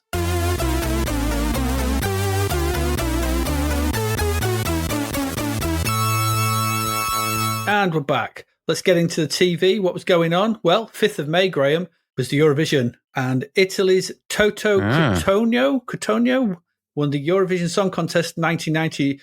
He was from Yugoslavia. It's very confusing because he's Italy's entry into 1990 is from Yugoslavia with a song called Insieme 1992. I found this very confusing. The programme is notable for a technical fault with Spain's entry from Azúcar Moreno. They did have some technical issues back then, didn't they? They did. But I had to listen to the song. It's quite uplifting. If you say so. I thought it was the standard late 80s, early 90s Eurovision. It got a bit uplifting as it went along. I was like, oh, it's all right. Why is it called, what's Insieme mean? I don't know what it means. Why is it called Insieme 1992? I don't know what that Insieme means. I'd have to look it up. I can't remember what that means. But I don't know. 19th of May, Helen Rollason became the first female presenter of BBC One's Grandstand. Goodness me. That's crazy, isn't it? I know. Took that long. Yeah, at least it's happened. And then I know it took till the 90s. So BBC's been around since the 30s. Early part of the century, but yeah. So it took a while, but you know what? That's how it is. Now we got there in the end. Yeah. Now they are. 22nd of May, ITV aired Trojan Horse, an episode of The Bill in which the character PC Ken Melvin, played by Mark Powley, is killed while trying to park a car when a bomb inside explodes. Very dramatic episode, that. Very dramatic. Very dramatic. Yeah. Like explosions. Like, what was the other we were discussing before when there was the bank robbery and someone got shot? The guy got shot. Yeah, that's right. Good Lord. It's all going on down the bill. Yeah, because Tosh's wife was in the bank and he was like, I'm going in there. He's like, you can't go. Bam! Oh. You really can't. My wife's in that car. You can't go in there, Tosh. There's a bomb. I'm going in. Boom! Ah! Tosh, people are getting killed around you all the time because you keep going and want to go places and they're not letting you in. Right, I've got plot armor. I can't be killed. I'm contracted till 1995. You can't. He was in it for a while, wasn't he? But yeah, that's the classic drama in The Bill. It's soap opera. It just went full soap opera, didn't it? Yeah, it did. Yeah, it really did. 27th to the 28th of May, ITV staged its second nationwide telethon. Yeah, they didn't do too many of the telethons, did they? They were living got- in the BBC's shadow badly at this Yeah, point. Comic Relief and stuff, weren't they? Yeah, Was it the answer to Comic Relief and Children Yes. in Need and stuff? Essentially, yeah. Yeah, I honestly can't remember much of these telethons. I remember them. I just remember a bank of people on telephones waiting to answer the phones at the there's back. that. I remember Richard Whiteley, because it went regional, didn't it? So every region was trying to generate money. The Yorkshire TV had Richard Whiteley was the big TV presenter of the time, and he was on TV going, please give generously, even though you just gave generously a short time ago to a different cause. There's other causes that need your support. And I think they raised quite a bit of money, but nowhere near as much as Comic Relief or anything like that. So. Probably not, no. Also, 28th of May, ITV aired a special edition of Coronation Street as part of its telethon. This is how exciting it was, in which Hilda Ogden returns for a special visit. Oh, yeah. Exciting times. Yeah, because she was like a big character in it, and then she disappeared and left, didn't she? And so she did leave. She came back. It was considered like they never let her leave the set. She's been living there. So until she died, that's where she was kept. Poor old Jean. My mum used to always go on about how posh she actually was in real life. She was like, "Oh, she's so posh." Yeah, yeah. Funny enough, my mum used to do the same thing. She's like, "Oh, she's very well to do. She's very well spoken. It's all an act." I'm like, "Is it?" I didn't get that from her job being an actress and all, Absolutely. Thanks for telling me. I didn't think it was really her, although she was forced to live in the Hilda Ogden house for the rest of her natural life. Absolutely, and by ITV. Headband and curlers. Yeah, well, you can't. You could try and fight the powers of ITV, but they're going to overwhelm you. It's like that guy. It's like Conor Cochrane. You don't want to catch the eye of Richard Whiteley. No, exactly. He's the Conor Cochrane of Yorkshire TV. He builds his presenters out of gravy. Exactly. Thick brown Yorkshire gravy. That's why they're so strong. Oh, God bless him. Anyway, new shows. On the 1st of May, there was The Upper Hand. Yes. Another British television sitcom with dramatic elements. Yeah. This starred Joe McGann, down his luck former footballer who takes on a housekeeper or job as a housekeeper for Hannah Blackman, who basically sounds like she gets the hots from, I don't know. Yeah, I actually used to watch that. Did you? What? Yeah. By choice or? Well, I wouldn't say it was by choice, but I would never, if it was on, I'd watch it. And I can't remember why, because I quite liked Who's the Boss, which was the US show that it was based on. I don't know why. That was Tony Danza, wasn't it, in that? Was it? I don't know. Is that what this is based on? I think it was, it's based on it. It was based on Who's the Boss, and I used to quite like that. I'm sure that's Tony Danza. And it was just basically, it's exactly as you described, sort of Honor Blackman just cracking lots of sly, young guy in the house jokes and stuff, and then it was just, I don't know why. There's some shows I can't explain why I watched them, but I did. I just can't. You kept that secret for 40 years. 40 long years. I used to watch that. Me and my girl used to watch that. I don't know why. Oh man, I know. Terrible. Did you also used to watch on the 2nd of May Up the Garden Path? No, I was quite selective. No, I didn't watch that one. Oh, so many boring sitcoms. That is boring, yeah. I don't even know what this is about. I couldn't find a précis of it. It just says it's based on a 1984 novel by Sue Lim. It doesn't sound exciting, does it? Lots of jokes about crazy paving and cracks. Oh, you're showing your cracks, Terry. Hey, you're always saying that. Hey, get out of my garden. You need a grouting tool for in there. Oh, look at the size of his spade. It's massive. Look at how he handles it. Oh. Kevin. He's forced it right in to the ground. His shed's full of hose and rakes and all the other tools the gardener needs. I've seen his hose. It's really long, reaches all the way round. I've never seen anyone spray a fence like he does. Shut up, Philip. 5th of May. It's Bright Sparks. Some kind of Australian educational television series that aired the year before. Exactly, set in an English garden. All right, Phil. Shut up. This series taught views about science and technology, Graham. Science and technology. Included animated characters, Sparky, Alex and Amy. Oh, of course it did. Who learnt new ideas in science and technology by bringing them into live-action backgrounds to learn the subject. Exactly. There's Sparky. Hiya, Sparky. Where's Pluggy? He's plugged in, mate. Oh, all right. Where's Alex? He's spraying the garden. Oh, I haven't seen anyone spray a garden like that. Shut up, Phil. God's sake. Look at his hose. Who asked you? Look at his hose. Don't use a cable like that. An extension cable needs to be fully extended. There were, Get out. I did find this on YouTube, and someone's actually recorded it off VHS. And Oh my gosh. at the beginning of it, there's an advert for a kids program called Tugs, and it made Do me you not laugh. remember Tugs? No, it made me laugh because now that would be a whole different kind of Yeah, that show. wouldn't be. That'd be on much later on at night for a different reason. Yeah, that would be download only. After Naked Attraction, you'd have Tugs, wouldn't you? Tugs. 10th of May, My Two Dads. Yeah, see, I actually watched that. I bet you like that. That's right up your alley, isn't it?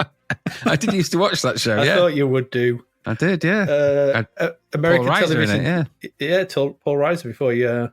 after he'd tried to nuke the site from orbit or whatever. Yeah, Well, yeah. no, he was tried actually to quite stop good it. in that. That was quite a good show. That was. Was this what thing he was based on? Is this that led to the Charlie Sheen? No, it's more.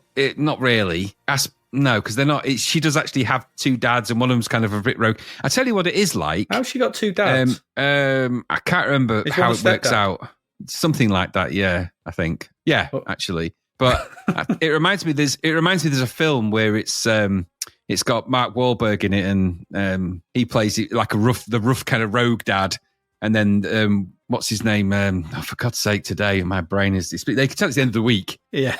It's Mark Wahlberg and American comedian guy that's very funny. Seth Green? not Seth Seth Green, Rogen? not Seth Rogen. Oh, I can't remember his name. But anyway, they've done two films. One of them where there's a young family and they've got two dads. The rough kind of rogue dad who comes in on the motorbike and does all that stuff, and then there's the more sort of prissy, straight up and down, straight laced kind of one. And they both try and set the rules, and it's quite funny. And it's like that, essentially that. But I can't remember the name of the film, but it'll come back to me by the time we finish this podcast. It does sound a bit like Two and a Half Men. It's sort of simple because they're brothers in that, aren't they? And they're not two dads; they're two brothers. Yeah, but one's cool and one's trying to set the rules. And It's that format. So I'll It's give you that that. formula, It's that formula because there's quite a few shows that end up like that, aren't there? Where there's the sort of the good guy, the bad guy, and the kind of cat guy in the middle kind of thing. yeah, there we go. On the 19th of May, though, you could have watched Cannon and Balls Casino. Don't ever. I watched that video clip and it was shit. Yeah, so did I. Oh, this was a short-lived, for very good reasons, variety program hosted by the veteran comedy team of Tommy Cannon and Bobby Ball. They were veteran in the 90s. That's hilarious. Yeah, it was described as part comedy show, part game show, all crap, and aired on Saturday evening at 6:10 p.m. Redfus. you got ahead of yourself there. All crepe. If it was Redford. Okay. It's all crepe. So, see, now, Cannon and Ball, I didn't like him, but No, my I dad thought never. they were absolutely hilarious. My brother did as well, yes. So we'd have been watching that, absolutely rolling with laughter. Yeah. Streaming with laughter. He thought it was hilarious. And then when I watched the video clip of that, I thought there's nothing funny about a mullet perm. I was like, good God, how did we not see that? A mullet perm, a perm they're mullet. trendy now. Goodness, God They've help come us all. back. God help the past. Those haircuts and moustaches. Yeah, They're but you know what? They're all If- over the place. If they called it the Bobby Ball cut, they'd go back again, wouldn't they? They wouldn't. Someone would be like, "What do you mean this? What's this called? A Bobby Ball? Get rid of it. Shave it off." I'd rather be Bobby Bald. That's probably what he went in the end. Probably, yeah. No, he ended up in that too. That Lee Mack program, didn't he? Oh, he was in that Lee Mack program. Yeah, I forget what it was called. And yeah, he was. He's also he's in some odd stuff. He's done some odd stuff till he died. He is. 25th of May, though, proper comedy. Vic Reese's Big Night Out started. Yeah, This was quite the sea change. This was this was on Channel 4.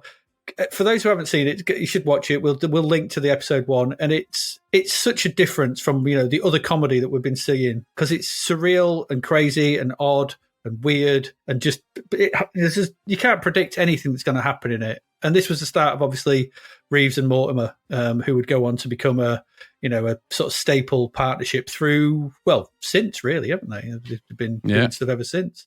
They do Stars in Their Eyes. Smeller, Reeves and Mortimer, all those. What was that recent one they did with Matt Berry, which is bloody hilarious? Oh God, there's too many to name. I can't think what it's called. It was a recent one, but you'd have to Google it. Yeah, it's just so good. It's so good. But yeah, Yes. and I would say though that at the time I didn't particularly like it. I wasn't a big fan of it. I think I was not the right. I think I just wasn't in the right mood for this kind of TV show. I don't know. There was something about it that just annoyed me. I think it was. I don't know what it was. But watching it now, I find it very funny. I really do find it very, very funny. Yeah, same. Same. I wasn't into it when it first came out, I'll be honest. They came more to the fore for me later down the line when I was watching Shooting Stars, and I really started to like them then. And then then there was the Smell of Reeves and Mortimer, which really sort of landed it. And I actually went back relatively recently, although I've liked them since that. But I went back and watched all of the Big Nights Out, and they are absolutely hilarious. Really off the wall. There's some points really, really off the wall, like. You're sort of looking at thinking, goodness me, what would anyone have made of this stuff? Because it even out sort of crazy as Monty Python. But it was just a good return to sort of what makes great comedy for us in the UK. You know, it's what makes the British comedy what it is when you have stuff that's as crazy as this, and you can forget things like Fantasy Island and all that kind of stuff. And was it the Man with the Stick? What's on the end of the stick, Vic, and all that? And all that. Yep. I mean, it's it starts off. He comes on and sings a song while Bob Mortimer stood there holding a dog, dressed up as Isambard Kingdom Brunel. And then he just goes, if you're going to do it. Thanks, Isambard Brunel, for coming on. No problem, Vic. And just walks off. It's like, okay, what's going on? There's nothing like it. It's such good stuff. I just wish I don't know why I wasn't into it back then. Funny enough, I know people that were. And sometimes wonder if it's the people who I knew were into it back then put me off because they were into it. And I thought they were knobheads. Yeah, exactly. I think that's what I thought as well. But I couldn't. But yeah, going back to it now, it's very funny, and it is funny. I find it incredibly funny. I'm still trying to find out what was that. House of Fools. That was it. That was the one he did recently. The one with Matt Berry. That's so good. That is so good. House of Fools. It is good. Obviously, it's got Matt Berry in it as well. It's playing a character called Beef. I forgot that's the one. Yeah, Beef. It's just ace. Because Matt Berry's amazing in anything. But, you know, if you want Reeves and Mortimer, even now, that was 2015, 14, 15, they're still, you know, it's still amazing. And now he sort of does, you know, if you ever want a good laugh, watch any of the episodes where he's on Would I Lie to You, Bob Mortimer. Yes. They're hilarious. There's something about Bob Mortimer. He just makes me crack out laughing all the time. Oh, he's really funny. He's in that Would I Lie to You all the time. When he's in it, he's genuinely brilliant at doing it as well, because some of the stories are so off the wall. He did an amazing one about having a pork pie, Scotch egg, and telling I think it was the Formula One driver. What's his name? What's the UK Formula One driver? What's he called? Lewis Hamilton. Lewis Hamilton. It was about something to telling Lewis Hamilton to make sure he didn't drive after eating a Scotch egg or something, and it all turned out to be bloody true. There's the one where he tells about taking his teeth out on his kitchen table, pulling his teeth. It turns out to be true. Honestly, and because it's so absurd that you think that cannot be true, and then it's like it turns out it is. You're like, goodness me, what? That's Bob Mortimer. It's the same show where he says he always walks around with pocket meat. So I was just carrying a pot of pie in my pocket because I like to have a bit of pocket meat. And you think it can't be true, and you're like, oh god, it is. It is true. Yeah. Anyway, Big Reef's Big Night Out. That's got better as it's aged, I think. Although, you know, if you didn't fancy that following night, 26th of May, you could have watched Takeover Bid. Yeah, now, you wouldn't have. This is a British game show, aired on BBC One, hosted by Bruce Forsyth. You would have thought that I would have been all over this. Never heard of it. What? No How idea have you not heard of that? Never heard of it. And so I had a look at weird. it. And the theme tune. Oh my lord! Bruce singing the theme tune it's not good. No, it's not catchy. It's not got a catchy theme tune. They need catchy theme tunes. Game shows. And I don't know. Usually, yeah, this was rubbish. Don't watch this. Well, they didn't get Ronnie Hazelhurst to do it, did they? Take over bid, take over bid, take over bid, take over bid, take over bid, take over bid, take over bid, take over bid, take over bid, take over bid. It sounds like Blankety Blank, Ronnie. No, it doesn't. I'll put a takeover bid in your pocket. It sounds like Only Fools and Horses, Ronnie. No, it doesn't. It doesn't. It doesn't. It's just in your ears. Anyway, film. Let's go to the cinema, Graham. No, now I'm done with this podcast. Let's just go. All right. 4th of May, you don't want to go on 4th of May because you could have gone to see Nuns on the Run. You could have gone to see it on May the 4th, be with you. Yeah, you could have done. I remember seeing it on video, but, not sometime later. It was all right. It was kind of averagely funny. I don't remember being side splitting. The odd one-liner. I don't think apart from Fish Called Wanda that the Python lot did a great, funny film after the Pythons, really. No, I think, and Eric Idle seems to struggle in some of these things that he's in when he's in he always plays that character. He plays the Eric Idle character. Yeah, he does. Which is fine. And it just it doesn't quite work in this context. I'm sure it bought him a lovely new house, but Yeah, but I remember it just not being that funny. It's all right. No, it's not. 5th of May, though, you could have gone seen Living Doll. Ever heard of this? No, I didn't. I watched the trailer. Howard, a shy morgue worker, falls in love with a girl who ends up in the morgue, but he doesn't let that stop him. Premise doesn't sound very nice. It's not. I watched the trailer. It looks as cheap as it sounds. Weird. It's just weird. It's essentially like Weekend at Bernie's, but longer, but with a dead corpse of a girl in his house. Nah, it doesn't sound like a very fun film. It's not. It didn't look it. It didn't look it, I have to say. No. 11th of May is A Nightmare on Elm Street, The Dream Child. This was A Nightmare on Elm Street 5. 5! Yeah, it ain't good, that one. No, they're really making these at rate of knots because it was only last May 1989, that we had Nightmare on Elm Street 4. Yeah, and that wasn't great. No, that was Dream Master, was it? Did they make this back to back with the other one? They must have done to doing that quick. God only knows. The pregnant Alice finds Freddy Krueger striking through the sleeping mind of her unborn child, hoping to be reborn into the real world. There's a line in the trailer that made me laugh because, do unborn children dream? No. Well, I imagine they might do, but God knows what of, because they've got no experience of anything. Yeah, who knows? Maybe they do. Maybe they dream of electric sheep. They certainly don't dream of nightmarish demons with razors for fingers, I wouldn't have thought. I wouldn't have thought so, no. If you didn't fancy that day, you could have gone seeing Leviathan. Oh, Leviathan. Perched on the hull of a wrecked Soviet fighter, a team of deep-sea miners led by head oceanographer Stephen Beck come face-to-face with a mutant creature that's the product of a failed genetic experiment. Oh, scientists, will they ever learn? There was a couple of these, wasn't there? There was Leviathan and there was Deep Rising. Disaster, Deep Rising, or whatever it was called. Yeah, the one with Treat Williams. Yeah, and it's just like they were basically the same plot as well, you know. And the trouble with this one is when you come face to face with the mutant creature, you're like, that is crap. It was directed by George P. Cosmatos. It was, yeah, Mr. Comatose, yeah, not really good though. Starred Peter Weller, Richard Crenna, he'd make a Billy Goat puke. Ernie Hudson, Meg Foster. I don't think I ever watched this, though. I don't think I did. I might have done. You must have done. Around that time, you were watching all this kind of stuff. Well, I did. But then I saw the cover, which I posted here, and then I remember it. And I remember that tagline, aliens thrilled you, the fly shocked you, now experience real fear. Real fear, yeah. I remember that stupid video cover. Yeah, I remember that video cover. But there was this one that was deep. I'm sure, what was it called? Deep Water something? Or it was Deep Rising. 2 watery monster movies that were released around about the same time. Not that far away from The Abyss either, which was another watery monster movie. There was a vogue of them. There was a few of them. Were these inspired, or were they just happened to come out at the same time as The Abyss, which kind of probably? I think they were all inspired by the same. They came around about the same. The Abyss kind of kicked them off, and they were all essentially the same thing. Deep Star 6. Oh, that's it. Deep Star 6. Yep, Deep Star 6 and Leviathan were, I think, principally the same sort of thing, and there was a lot of brouhaha at the time. Yeah. Same day, if you didn't fancy either Freddy or Leviathan, you could have gone seen She-Devil. Yeah, not my thing at all. I didn't like this or the TV show or the novel. I remember the TV show being a bit of a brouhaha about that, wasn't there? Oh, because it was quite racy, yeah. Yeah, TV it had her out of a... The only thing I know her in that she was in, I can't remember her name, but she was the Russian woman who helps James Bond get the guy out of Russia in the beginning of Living Daylights, isn't she? Yeah, she's in Matilda. She plays Miss Trenchbull, I believe. Oh, okay. I just remember from Living Daylights. Yeah, can't remember her name now, but yeah. No, but she was... so this is She-Devil. This was based on Life and Loves of a She-Devil. It was written by British feminist author Faye Weldon in 1983. This starred... Meryl Streep, Meryl Streep, yes. Yeah. I've never watched it, or the TV series. No, not my thing. Not my thing. Finally, same date, could have gone seen Johnny Handsome. No. William Hill, not Johnny Depp. Why have I put Johnny Depp here? It's not Johnny Depp, it's, what's his face? Him out of 9.5 Weeks and Sin City, Mickey Rourke. I don't know why I've written Johnny Depp, probably because it's Johnny Handsome.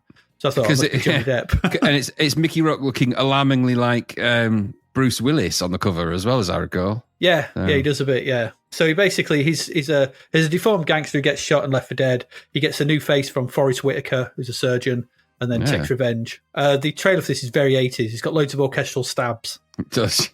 So cheesy. Yeah. Loads of them. Yeah. Here's a question, because I didn't check the trailer out. I just remember it. I remember it, but does it have voiceover? The question I've got is, does it have voiceover on the trailer? Yeah. So I'm trying to identify when that stopped. What, voiceovers on trailers? Yeah. Oh, yeah, this had a voiceover. It's got Morgan Freeman in it as well, this. It's weird because everyone remembers voiceovers on trailers. And even when movies do pastiches of trailers, they put voiceovers on them, and yet they don't put voiceovers on trailers anymore, really. No, well, it's typically replaced by blah. Yeah, well, it's in the recent Fall Guy movie, they show the trailer for the Fall Guy movie that they make in the film at the end of the film. Yes. And that's got like in a world where blah blah blah. It's like they don't make trailers like that anymore. So. No, they don't. Stupid No, dumb I don't know film when it that is. sort of stopped. I don't know. Sad times. I always liked a good voiceover. Yeah, Some people lost their livelihood because of the stop of that, I guess. it did. 25th of May, you could have gone seen The Witches. The Witches is a creepy story anyway, and that's the creepiest version of it. Because nothing really nice happens in that film at all. Is this the It's one with Amanda Houston in? No, it's Angelica Houston in it. Angelica Houston, sorry, yes. Yeah, it is. Yeah, directed by Nicholas Roeg, who is got a very peculiar eye for films. So, Don't Look Now, The Man Who Fell to Earth. You wouldn't associate that with a kids' film, him particularly. No. And he did the AIDS adverts in the 80s. You know, the tombstone slamming on the ground. Oh, that was him. Oof. But The Witches is a Roald Dahl adaptation, and the Roald Dahl story is excellent. It's one of my fave Roald Dahls. And it's one of those classic Roald Dahl tales where nothing nice happens to children in it. Children are, going to get murdered and eaten by witches. They get changed into animals, and there is no changing them back. Yep. It's just, and there's lots of, and the witches themselves look really terrifying in that. It's of its time, the effects, but it's such a brutally put together film of an adaptation that it's such a good one. You forget it's worth going back because there's a remake of it recently which isn't as good. It's worth going back to watch that original one because there's a streak of meanness in it which you don't really get in a lot of other films of that type. So Fair enough. I'll take your word for it. I don't really remember much about it. You could have gone seen Dreams. This is a do you collection. remember? Did you see that? This collection of tales based upon 8 of director Akira Kurosawa's recurring dreams. Yeah, I love this hearing sounds about like people's dreams. Yeah, it sounds like he went to somebody in the studio and went, I want to make this film, and they went, yeah, because who's going to say no to Akira Kurosawa? No one. Exactly. And then when they saw it, they were like, oh god, Who said yes to this? He said it was his dream movie. No, I said it was a film about dreams. I got it so wrong.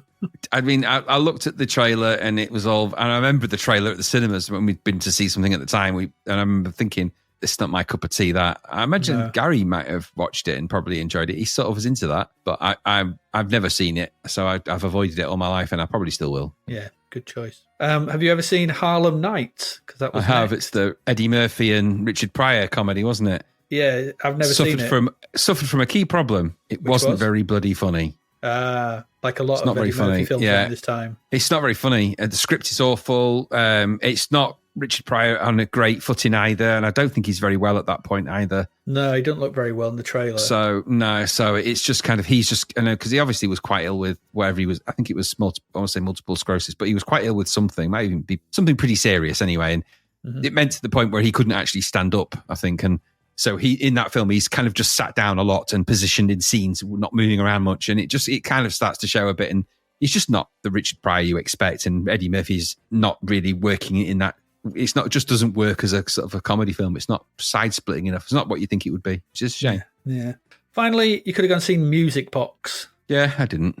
No, this is Jessica Lange, I think. A low defensive father accused of war crimes. But there is more to the case than she suspects. There's always more. There's always more, yeah. Sounds very I never worthy. saw that. No, it sounds worthy, and I'm never going to watch it. Did these even come to the cinema near us? I mean, we only had a 3-screener, so, I mean, most of these I saw on video. If I saw them at all, I saw them on video, so I clearly didn't see them at this time. I think I might have gone seen Nightmare on Elm Street at cinema because they were just horror films and they were at cinema and I'd go see it. But I don't think I saw any of these other ones, no. No. All of those that I mentioned I've seen on video, but I've not seen on the cinema. No. And there we go. That's it for film and TV. We're going to go away, take a quick break again. We come back. We've still got 4 games to get through, Graham. 4 games, We do. Crapvert, charts. What's up next week? There's a smorgasbord of delights still to come. So please do stay with us. And we're back. And it's time, Graham. It's time for some fun. Fiendish Freddy's Big Topper Fun. Oh, okay. Because the O's got an apostrophe in it. Topper Fun. Ooh. Oh. Hey.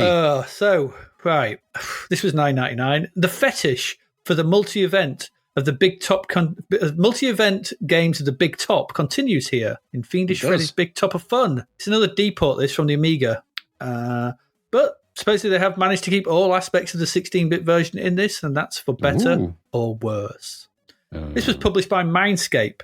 They published loads of things, but mostly we know them for their option simulators from the Wringlers. You remember them?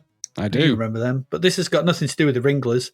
This was developed by Imagitech Design. And the design here is by Chris Gray, Dennis Turner, Ed Zolnirix, Raymond Chang, and Rob Anderson. Ooh, That's a lot of designers for this. it is. A lot. We know Chris Gray from Infiltrator and Infiltrator We 2. do?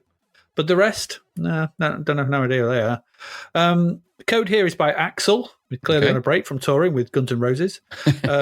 Leslie Long, and Simon Golding, with graphics by Christy Louise Hurd and music by Barry Leach. He seems an odd person to be doing the music for this, but what do I know? As the game loads, we're greeted with a title screen showing Fiendish Freddy, I guess. I guess it's Fiendish Freddy. And then there's the outside of a rather rubbish-looking circus whilst the credits roll. Not like a particularly interesting circus. And there's also... and at this point, I'm just going to say, this is the second time this week there's a short loop of irritating horror that is the music that will needle its way into your brain. Oh, that music. I can't begin to describe it. No, I don't want to think about it. It's bad. It's really bad.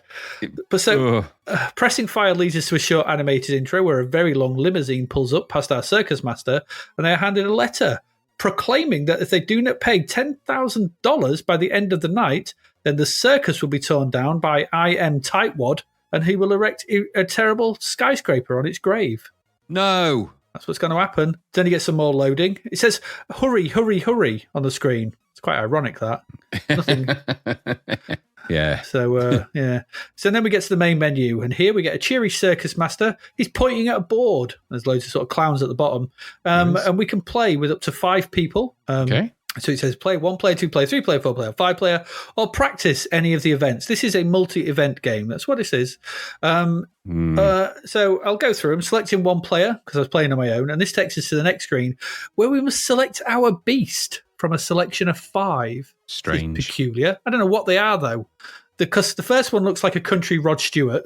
The second is a gold-collared dog, maybe. He's got a dog wearing a gold collar. Yeah, like a bulldog thing. The third is a wine-guzzling tiger, perhaps. The fourth is a gurning dog-monkey type thing. I don't know what it was. Donkey, Yeah, and finally the fifth is a grey, maybe it's supposed to be an elephant. I'm not quite sure. It could be a hippo or a rhino. Who knows? It's something big and grey. Elefino.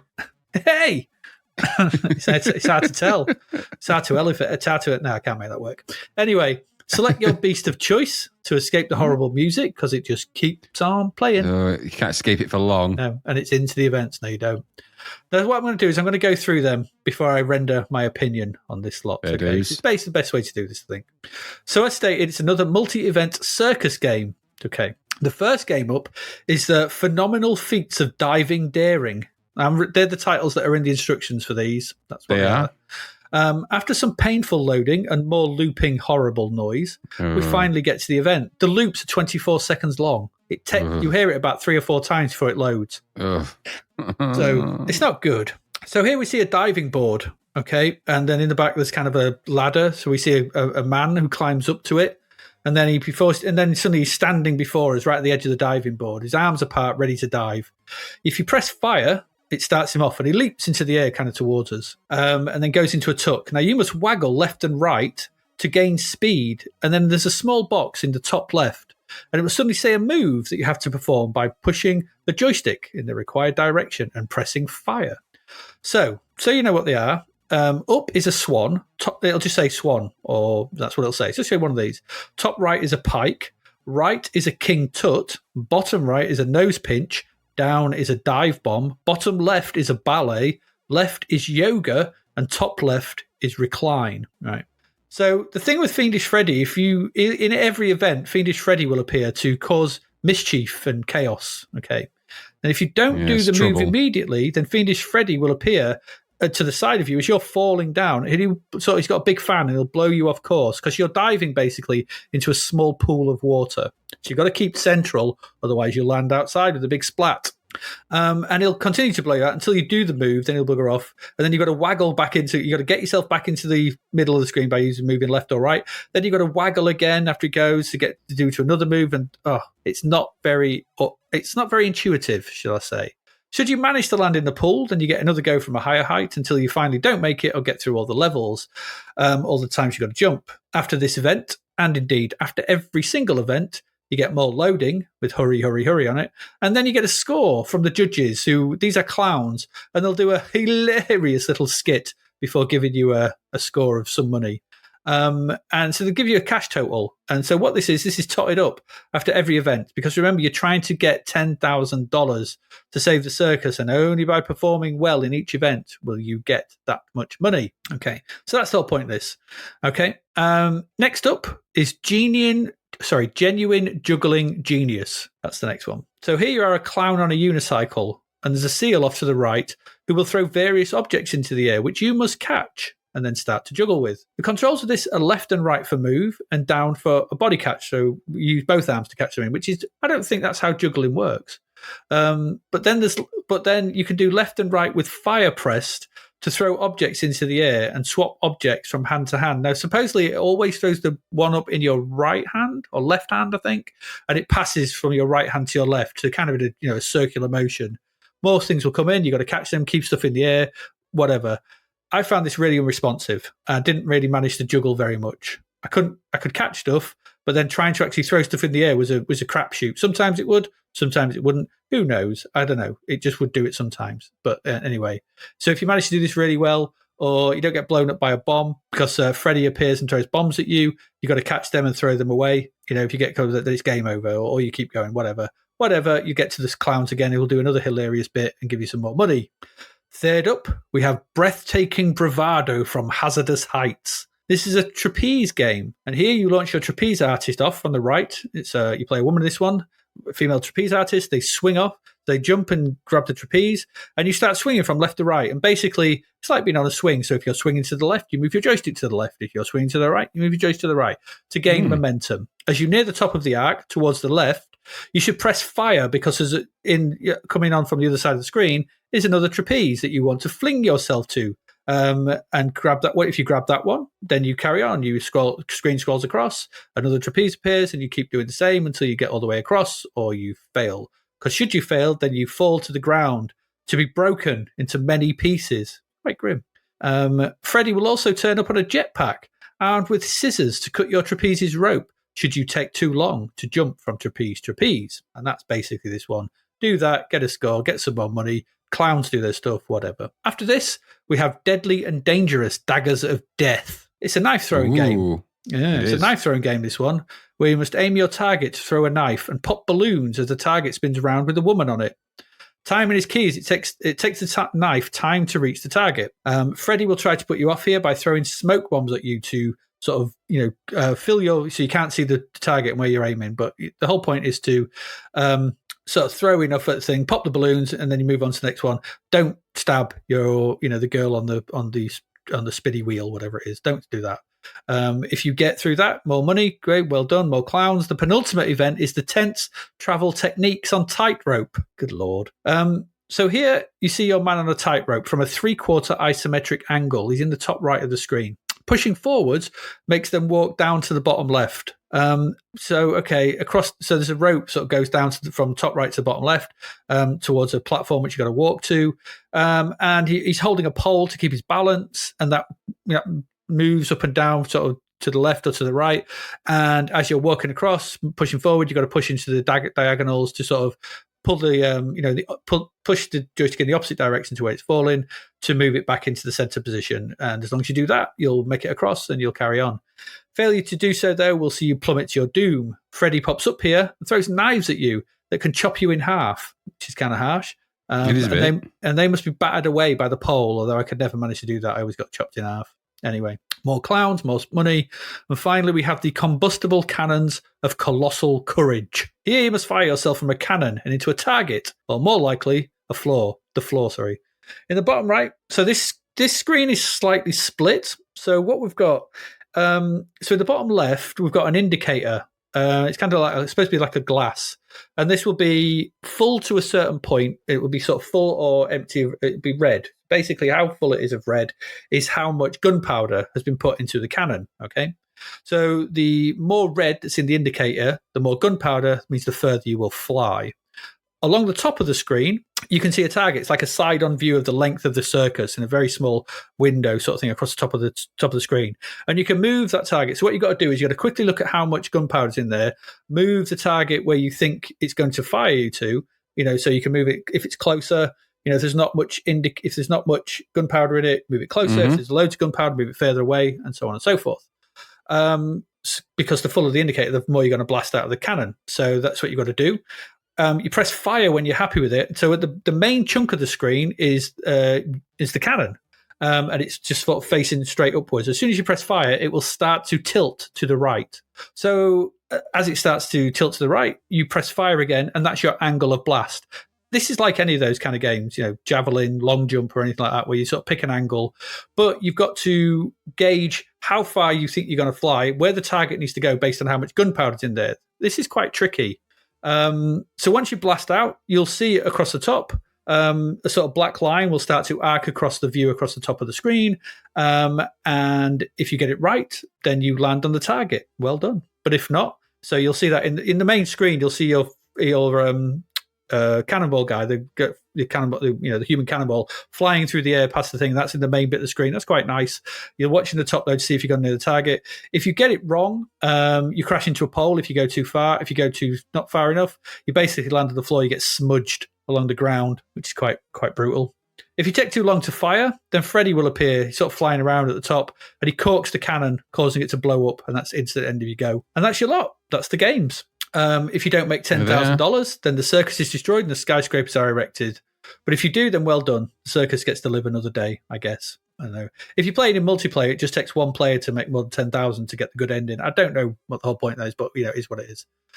Okay, so that was it. It's got some nice visuals at times, some amusing deaths in the various events when it all goes wrong, which are all right. The music is a hellish nightmare all the way through. It is that twee repeating loops, different loops, but they're all horrible. Horrible loops of nightmare that just, na, na, na, na, na, na, na, that kind of thing, just in a twee horrible tone. It's not good. The thing with me, though, is I thought the animation, trying to replicate the 16-bit machines, feels a little bit jerky, a little bit staccato. It's not very smooth. And I didn't think the controls were really ever felt responsive enough in a lot of the events. Like the knife throw one, I pressed fire and then it flew. It was never seemed to be pressing when there was always a slight delay to everything. And it just didn't feel particularly smooth. Like I said, the music is horrible. So you've got this kind of jerky, unresponsive, orally bad sort of multi-event thing, which is not very good. And the worst thing about the game, though, the worst thing that I thought, we've done all this before. Aside from the canon, all these events, I'm pretty sure we've done before. We have. The other circus games or alternative multi-event games we've played did almost the same events. We've done that tightrope one, even from the same view. I'm pretty sure we did that one from the side view. The trapeze one, I'm pretty sure we've done. Similar. The throwing the knives one, done that one. We did that in the Wild West one. The diving one, that was in that alternative one, that one from Gremlin Graphics. Was exactly the same. Very similar, yeah. Yeah, and what's the other one? So the first 5, I'm pretty sure we've done. I'm like, these are all just in other games. Yeah, very similar. Very, very similar.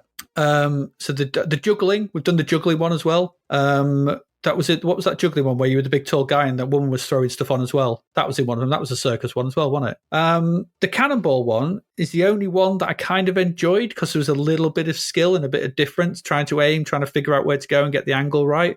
But that's just archery or javelin from any of those other games, from the sports games that we've done. It's very similar to all of those.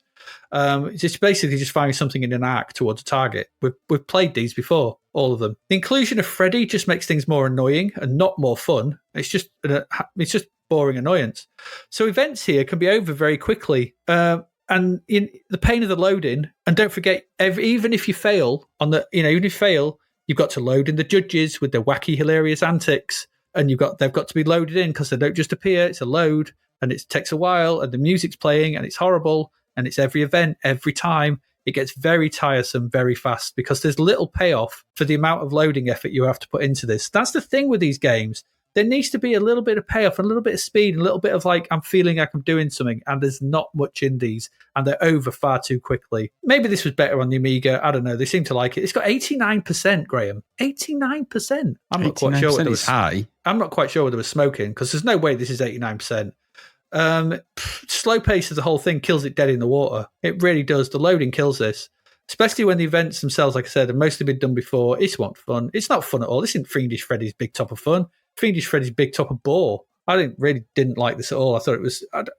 these events, you can't do a circus games thing that was done before. It just seems weird. Like, if you're going to do it, do original events. I don't know. I didn't like this. What did you think? Oh, Fiendish Freddy. It's just not... It's the big top of I've seen it all before.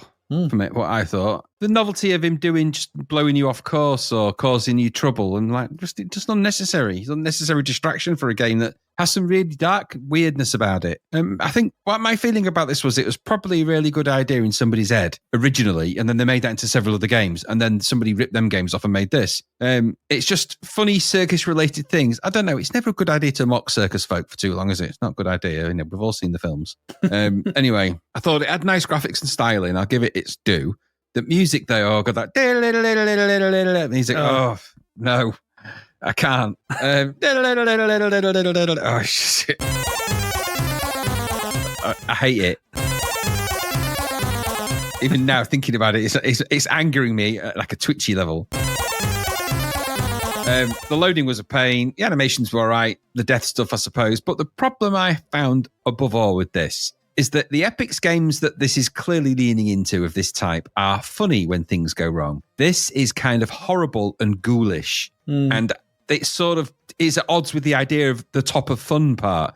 When you're watching someone splat to their death or, you know, or the stuff, the horrible stuff that happens. I get it. That's the kind of tone of it. But it's just sort of it's at odds with the way the game is sort of landing and presenting itself. It doesn't quite work. And so it just feels that the events don't feel very nice and the fun part isn't really there. Luckily, the games have kind of done it. And like I said, the stylizing of it was okay, but there's so much loading as well. It's just a little off-putting because you know that when the loading happens, that music's going to happen. Yep. And that equals pain. So I agree with everything you said. I didn't find much fun in it, I have to say.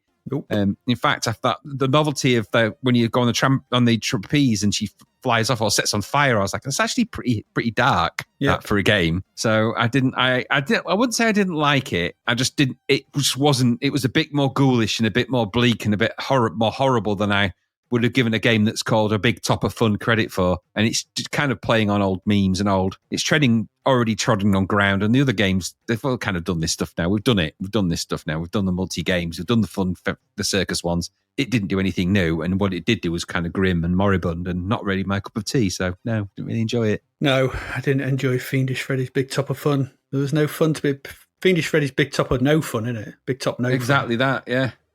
And also it's got the word big fun in it, and I don't like them either. So, you know, I immediately took against it. Anyway, there we go. Let's move on to, well, something that can only be better. Because, Graham, it's time for you to tell us what it's like to be the footballer. I would tell you what it was like to be the footballer if this actually was anything to do with that. This is another game from Cult Games. Now, if 19 football games doesn't hit the mark, why not make another one? Make a number 20. This is essentially the same game as they've released before. This is a basic. I'm pretty sure this is basic, although it's not. You can't hit run, stop, and break into this one, but I'm pretty sure it's basic because it runs like a basic game. This is a football manager type game. It looks to me, and I would be hard pushed to see what the differences are between this and British Super League. They look principally the same to me. You start by choosing your team. This is all basic text on plain backgrounds and it's all text selections and tables and labels. There's no graphics in this as such. Nope. It is very much a text-based manager, which is why I think it's basic. Now, I don't get why you'd release this because I think it's the same game. I don't see what the differences are unless there's minor team name differences. Maybe it's something to do with that. Anyway, I'll give you the brief spin of my adventure. I chose out of the 17 teams that you can choose from at the start, random. And I guess they were, because there's Man United, Spurs, Liverpool, Arsenal. Is this what would have been the League Division 1 at the time? Is it? Or whatever that was called? So, yeah. It has got all 4 leagues in this one. But you start off in Division 4, I mean. Yeah, you do. I chose Liverpool anyway, because I thought there might be players that you'd recognise if it brought up a list of players. No. And then from there, you go to the obligatory basic menu. Title screen in reversed out text at the top. A series of menu options, which includes S for start match, P for players, T for transfer, M for matches, R for records page. This is exactly the same as the other game that we talked about. Yeah. Fixtures, bank, current form, league tables. It plays exactly like the others. So you choose your team. You can check your players. I had players in my number one squad now these weren't conveniently labelled. It says the position is G, D, D. So I'm guessing goal, defence, midfield, attack. Yeah. And then weirdly but I've got 16 players. I'm guessing you choose 11 out of the 16. Yeah. But I've got, I had players like P Haddock, P Swan, N Aspin, D Rennie. So are these real players or are these just made up names? I'm guessing they're made up. Ronnie Hazelhurst? Not really. That was M Hazelwood. Anyway, so that was my squad. My first game was, I chose the manager name of Calibos because you can choose your manager name.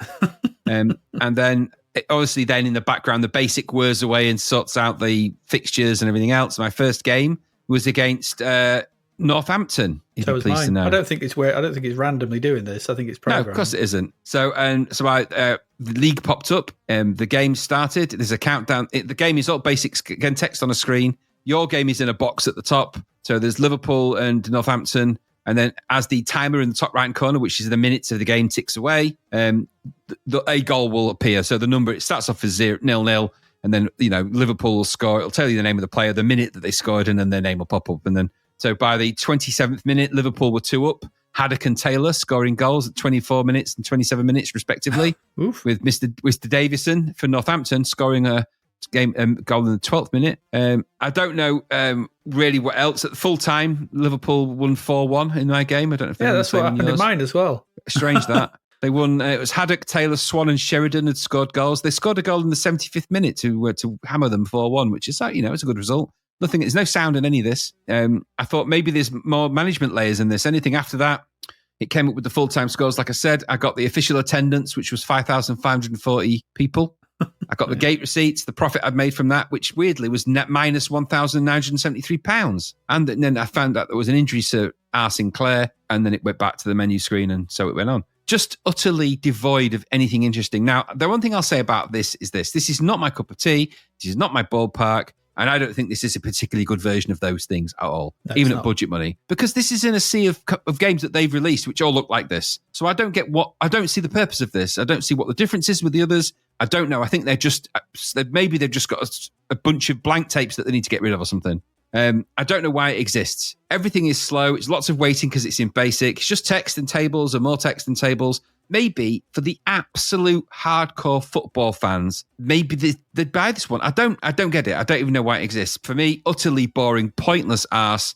And we've said it time and time again. I refer you to the game reviews that we did for British Super League, to Striker, to all the other crap games that this company has no doubt released for all the different sports they've released them for. They are all the same. They are just tweaking the bloody parameters in the background. And it's producing the same games over and over again.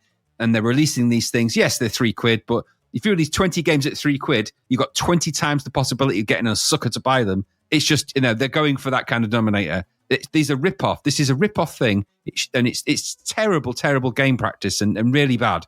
It's clearly exploitation, and these things should have been nipped in the bud.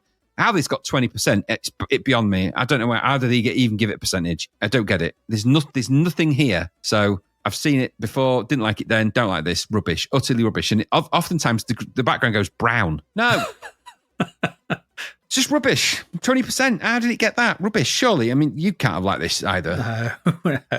What is it with these boring and utterly dull football manager games from the cult at the moment? What's going on? I mean, isn't this essentially the same as we saw last week, only with lengthier pauses and the same dull and interesting UI, sorry. And also as well, even in that British Super League, we got some kind of display of the pitch, as random and as crazy as it was. This is just you watch nothing for 90 minutes. It's kind of like cross with the Striker. It's kind of strange. I can't see anyone getting any enjoyment out of this. It's so slow and boring and brown. Nobody wants that. No. Did someone decide they just released the most boring games imaginable for a joke or something? Several of them. I know. Goodness. I don't get these releases. Even at budget, no. They're now competing with all those great full price games that have been re-released at budget. So what the hell chance do these have? I have a feeling that these were sold in a newsagent in Swindon. Yeah, maybe. They were maybe just sold that. in one place, and then they sent them into Zap and got them reviewed or something, just because they'll review anything at this point, probably. Well, And I think they were just sold in somewhere, some small newsagent somewhere. You can't get hold of these. Just stop it. no. Just And stop I think it. that you flood the budget shelves with football games, and a year when the World Cup's on, you're going to sell them. And they're just going because by the time somebody's paid £3, nobody's going to, they go for the nobody's going to bother returning it. Who's going to return it for £3? So they're going for that.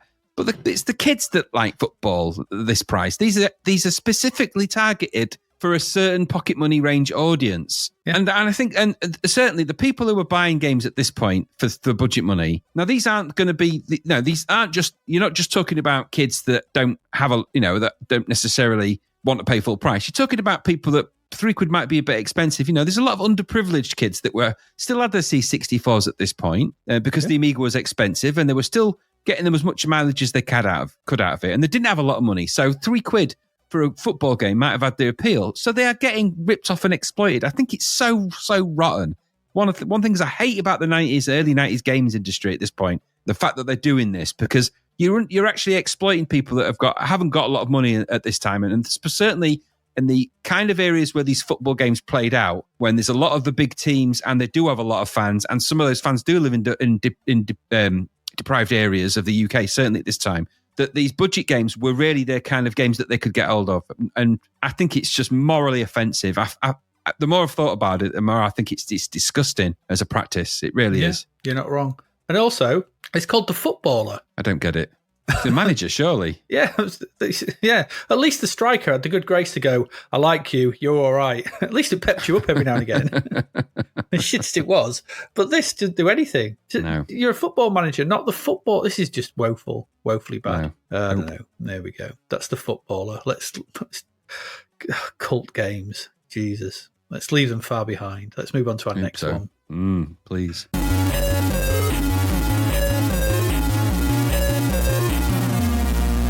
And that one, well, things have got better. This is Cloud Kingdoms. Okay, this is Cloud Kingdoms. Full price, $9.99. It's got 80%. It did. Pleasant surprise, this. We see the return of Dean Carter to the C64. Yeah, good old thingy-majig, and he drew it. Yeah. This is his last game for the machine with Cloud Kingdoms. This was published by Logotron and developed by Electrolyte, which is basically Dean Carter, because he did everything for the C64 version of this. Code, graphics, music, the whole damn thing. Did it all. Didn't do the box art, though. That was John Smith. And so this is an unusual game, this. It's quite easy to see some Druid in the design and the look of this. Yeah. But it's a very different game altogether, this. There's a story to it, and it goes as follows. Terry, Graham, was a small green 8-way rolling rubber-bottom ball. In his hands was a note, and it read, "Ha, Terry, I have all your magic crystals, and I have taken to the land of the Cloud Kingdoms so that I can use their magic powers to enslave the Cloud Fairies.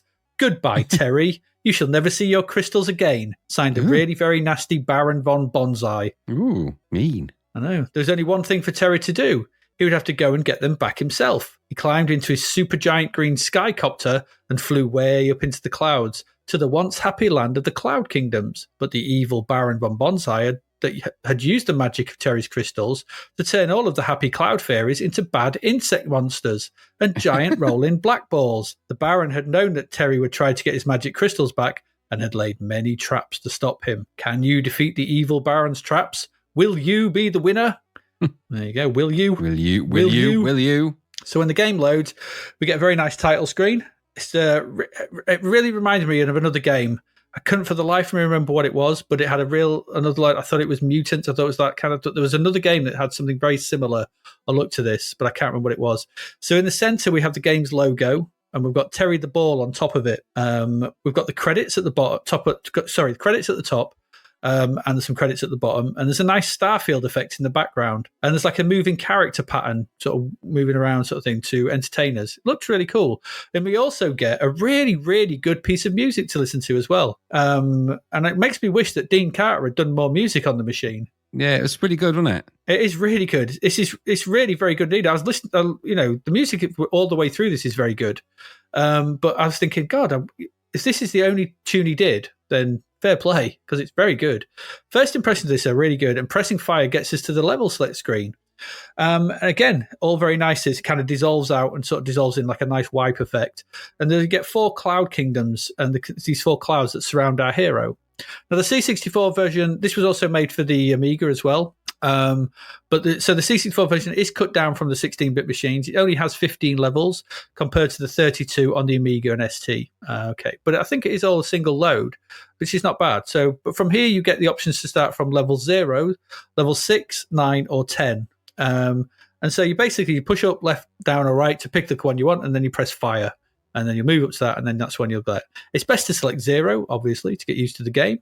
So, as the instructions say, by pressing the joystick in the direction of the clouds, and you can see which kingdoms they are. So, 0 is Cloud Kingdom. So, you want to press up and fire and go there. The options fade out, and then the level appears, like I said, with a nice drawing in effect.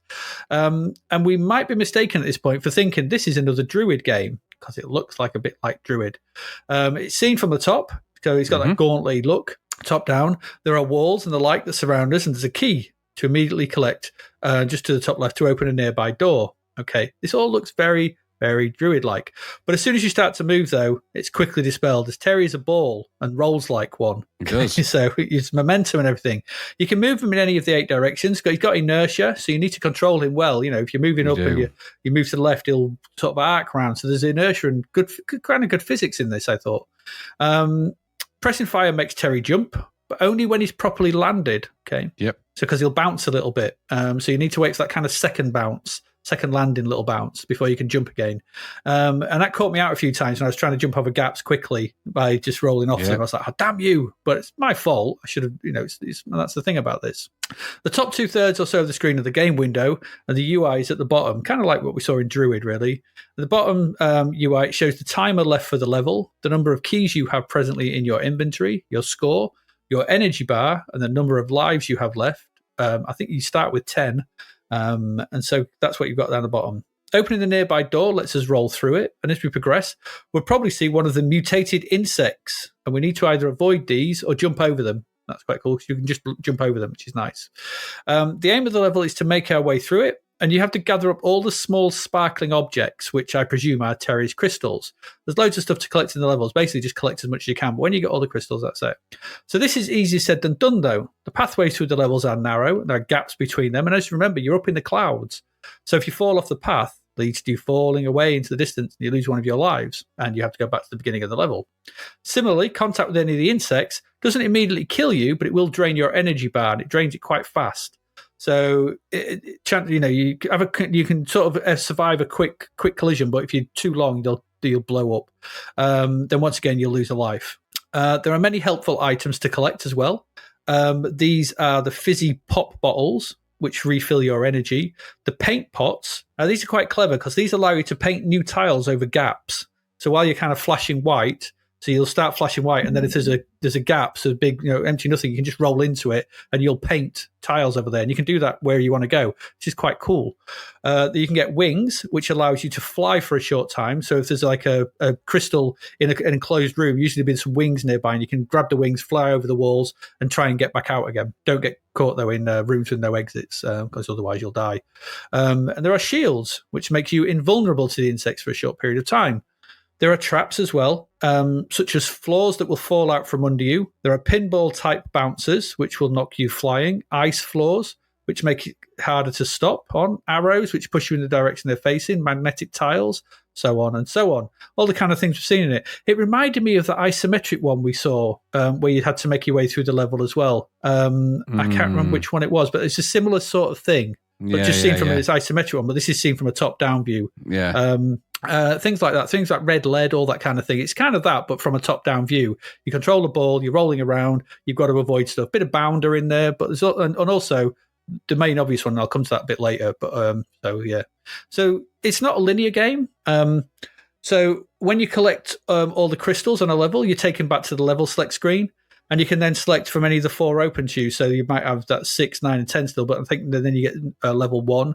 So you can still progress and still take what you want. Your whole point is just to make your way through the 15 levels, but you've got freedom to progress however you want to progress, which is quite nice. The visuals are good. There's some really well-drawn sprites. Terry's got some really angry eyebrows, which I was appreciative of. And the various insects that wander about are all well-drawn and animated, like really cool, like ladybirds and things like that, and bugs and beetles and stuff, and they look cool. The backgrounds have a good level of shading on them, and though they're tiled, the use of colour on them is good as well. The ice tiles and things like that are easy to make out, and the various pickups are easy to spot once you've used them once or twice, and you kind of get used to what they are. They're a little bit bitty, a little bit small, but once you know what they are, you can kind of guess, that's a paint pot, that's a crystal that I've got to collect, and so on and so forth. The controls for this are fast and fluid. The scrolling is smooth in all directions, kind of like what we saw in Druid. No flickering or jerkiness to be seen. I think this is built on the Druid code base. I think there's no two ways around that. I think he's taken that. The little interstitial animations, like Terry appearing at the start of a level, for example, they're nice. And this has an incredibly polished feel to it. The sound effects as you jump and bounce your way about are also good. And the music for the high score entry is a good piece too. It's got that kind of melancholic niceness that we used to get from Hubbard and Galway and stuff, which I really enjoyed. I sat there listening to that for quite a while too. I'd never heard of this at all. This was, it came out in the Amiga and stuff, but I'd never heard of it. I wasn't sure what to expect, but some kind of odd cross between Codex, Druid, Citadel, kind of all those kind of things. It's got mixed together into a pot, and this came out. But here we are, So we've kind of got that Citadel, that layout of the land, which kind of reminded me of Citadel, and you sort of top-down view of it, and you're kind of moving something around. Codex, because obviously you're controlling a ball, and and you've got to be quite dexterous in controlling that, and Druid, because it's come from that kind of lineage. I thought what we have here, though, is a very good game on the system. I thought this plays to the 64 strengths. It's well programmed. It's well put together. It sounds great. It looks good. It's, like I said, obviously been inspired by the code base of Druid. It takes about the same amount of screen as those games, but the gameplay is very different and much faster and more arcade-like. Really good game, this. I thought 80% is a tad harsh for this, as the challenge is pitched about right, and it does that thing where you try and rush and invariably fail. So that's on you. So that slow and steady wins the level. Take your time, don't rush. You'll probably get through it, but you won't, because it's that kind of game. There are certain points that need to be hurried through, and these add moments of panic. It's really well designed in that. And then you get to the ice level, and that really changed your control of this, because ice, you don't stop. You're skidding all over the place. So you have to sort of kind of coax your ball around stuff. It's loads of bouncing stuff. So you just end up all over the place. And once you lose control, it's very hard to gain it again. But it's that, it is what it is. We don't even have to try that level until later. You can try one of the others. There's a lot to like in this. And I think, once again, it's what we said about Druid. We talked about this again. And we've said about other games as well. There's the hand of the game designer is clear in this. This is clearly a well-designed game. It's the way this is shaped and the player's journey through it. Your way you do it, the way you control it. There's no one route that you have to take to collect all the crystals, but it's not completely open world. But it's you can kind of choose it, and that's kind of like Codex. You just have to get them all. So I found so in each level they're dotted all around the place, but you grab a key. When you first grab a key, there's 2 doors you can go through. So which one you go through first will ultimately sort of decide how you then start to progress through the level. And then there's another door you might find to go key. You can grab a key and then go back, or you can go forward and try and paint your way. There's loads of different ways, even on that first level, to approach it. And that's kind of quite clever. There's no, you just got to do it within the time limit. There's no one route. You just have to get them all. So I found getting the one with the wings, because I had trouble getting the one with the wings, getting in and getting out. I left that to last, because then you can just fly in, grab it, and it'll take you to the next level. But you don't have to. I watched a playthrough, and someone got that near the beginning of their playthrough, did it a completely different way. I was like, okay, fair enough. I like that kind of open-ended approach to the level design here. I'd have given this a sizzler, personally. What do I know, though?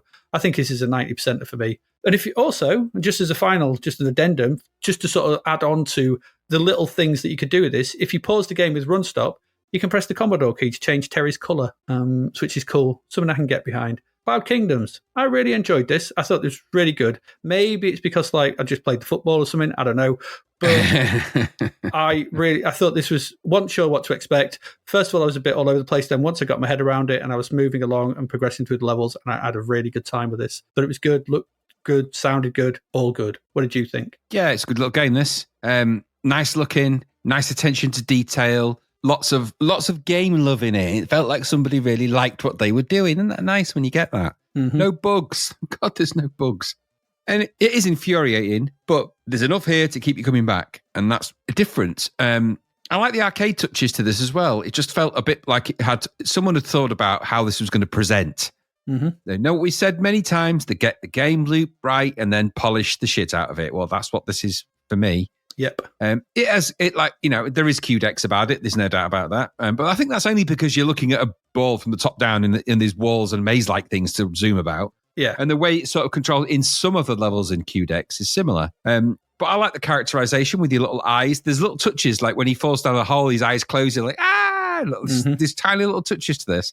And the little fact that you can only jump when you are on the ground, which makes sense.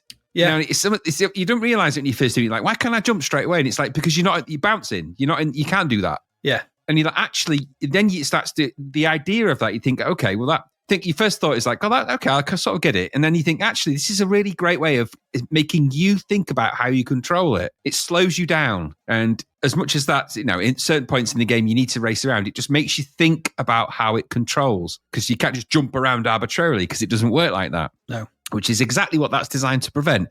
That is very, very, very clever game design. That's very clever thought in your game design, to think, I need to stop people from just pressing the fire button and bouncing around arbitrarily. Then they can only jump when they're on the ground. It sounds so stupid, but it makes so much sense when you're playing the game. Remember, I don't like games where I'm normally not in control, but it works here because you are in control of it. Yeah, so exactly. Because if it was Bounder, this would kind of also similar be, wouldn't it? Yeah. It wouldn't be quite the same, but that's not to say Bounder wasn't terrible. That had its good points, but this is really good. It's a little bit over difficult, perhaps in those early stages, but you've got to bear with it. And I think you would. My point with this one was that I think you'd stick at this. There's enough puzzle in it for it to be puzzle. There's enough adventure, such as it is, but to be adventure-y. It has the same kind of appeal as any else. It's better than most of the maze type games we've played recently. Yes. It's certainly better presented, and it's fast as hell. I mean, the scrolling's super fast and flying about, so you've got no issues there. And it's just got a nice vibe to it, in the kind of way it plays. So I enjoyed it. £10, that might be the only sticking point. And that's not because I don't think it's worth £10. That's just because I think £10 in 1990, that's a challenge to try and get money like that. But that said, I think this is a great little game. I think it's good. I think it deserved a bit more than 80%.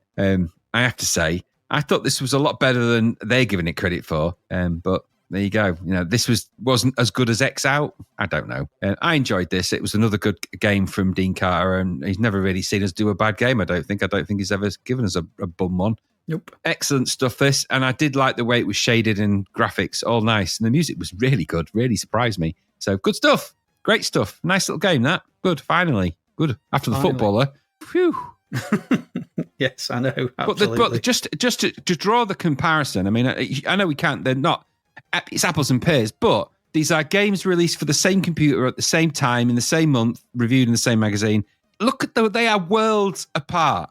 Mm-hmm. They are worlds apart. Someone who really enjoys game design and makes good games versus an idiot. I'd have rather spent an extra £7 and got this than that's what the I mean. £3. It beggars belief. It beggars belief. Unbelievable that those two games are even in the same magazine. If you look at them, it's just ridiculous, really. But there you go. Absolutely. There we go. Cloud Kingdoms. We liked Cloud Kingdoms. Thank you very much. Let's go on to our last game for this week.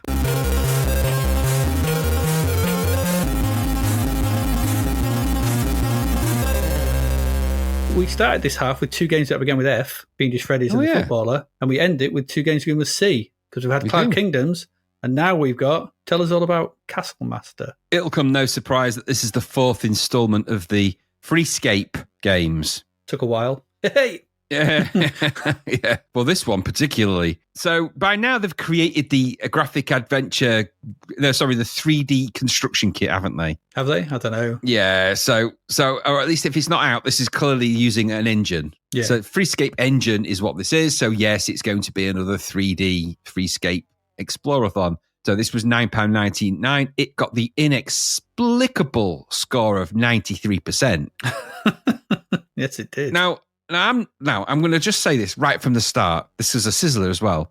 I cannot see how they've justified that, because this is doing Nothing new. Nothing new. Nope. So to keep giving this game, I mean, anyway, you know what? It shouldn't be 93% because it's not doing anything that the other games didn't do. Just it's the same as Driller and the same as the other one. In fact, the other one has a slightly better story because the story for this is weak. Mm-hmm. I did find a blurb for this because this was actually released in a 4-pack called Virtual Worlds, the 3D game collection. I don't know where it was released, potentially somewhere in Italy. But that 4-pack contained Driller, Total Eclipse, Castle Master, and The Crypt. So The Crypt, I'm guessing, is the 4th game. Did that come out in the 64? I don't know. I didn't realize there was a 4th. So The Crypt is Total Eclipse? No, the Crypt is Castle Master 2. Oh, that does come out. Yeah, there is. We do get that. So there's 5 games then in total. Driller, Total Eclipse, Castle Master, The Crypt. Yeah, is there a missing one there? Driller. Yeah, it's what's the other one? Dark Side. Yeah, for some reason that's not listed. Right. Okay. Anyway, maybe I don't know. What does it matter? Castle Master, high in one tower of the Castle Eternity, time seeps away for your captive twin. If rescue fails, you are both doomed to become spirit slaves of Magistar, the Castle Master, who waits to steal your souls. Decipher the clues, open the drawbridge, maintain your strength against each and every guardian spirit. 3 potions, 10 keys, and a plague of hazards may be encountered as you trespass behind locked doors, explore secret tunnels, descend into caverns, or stumble across treasure and terror. But should you fail, fear is forever. Is it? Anyway, so that's the instructions. That's the instruction. Now this is a free skate game, so it's a combination of joystick or keyboard and joystick, but mostly joystick, mostly keyboard actually. Yeah. There's a whole bunch of controls for this. So the game you'll start the game. And by the way, this was out on this point. So this is Domark was produced. I forgot to mention this. It's published by Domark. It was copyright incentive. The coder was Chris Andrew. He did Driller and Space Station Oblivion, whatever that is. Paul Gregory and Sean Ellis also were responsible for the code. That's Driller, Dark Side, 3D Construction Kit, and the graphic adventure creator. Who knew they were behind that? And the graphics were by Mike Salmon Graphics. Okay. I think it means that like the interface maybe. And the musician is Matt Furness. He did Two-Bit and the Shoe People. So bit of a change of pace from the people that did the music before. Let's say that. So no Matt Gray here. This is like I said, I guess one of the final games of the Freescape Engine series. This one, though, was also out on DOS, Amiga, Atari ST at this point. Okay. Which renders this one stupid immediately because it's too slow. You know, it suffers from the same problem all the Freescape games suffers from. You either suspend your disbelief to 1 frame a second or even slower, and go with it. And okay, if you can do that and that's something you're capable of doing, fine. Or you play it on another version that's faster because on the Amiga and the ST, this runs pretty fast. So you'd get the same game experience or the DOS version. It would be way better than the C64 one at this point because as we all know. Now, according to the blurb that's on the back of the official box, it says, step into the world of Castle Master, a sensational new 3D adventure in spectacular Super Freescape. Castle Master is the result of years of work on a highly advanced animated Solid 3 development system. In concept, playability, and graphics, it puts other Solid 3D games in the shade. Hey. Is it? Use your eyes and ears to discover solutions to the brain-twisting puzzles. Secret rooms, twisting corridors, yada, yada, yada. Castle Master, the most atmospheric action adventure you'll ever play. Enter Castle Eternity if you dare. You could be there forever, forever, forever. And all the screens on the back of that make it look really exciting. They're all from the Amiga version, all of them. So you know. Space Station Oblivion, by the way, was the American name for Driller. Oh, of course it was, yeah. Of course it was, yeah. In fact, I made a note of that. I don't know why I didn't say that, because it's right there. Stupid, that. Right in front of you. Right in front of me. Anyway, so, all right, this is a 3D game on the C64. So what this means is you're going to have bitonal, partly shaded speckled colours of grey with a yellow ground. Around the edges of the small window where this displays, the 3D polys are going to display. You've got this really badly drawn castle graphic on this. It looks really naff. I mean, I have to say, it looks like something that was out of a 1985 game in characters. It's really shit. There is a UI in the game. I don't think this is Freescape's finest moment here, because you've got sort of a basic energy, the eye that you can move.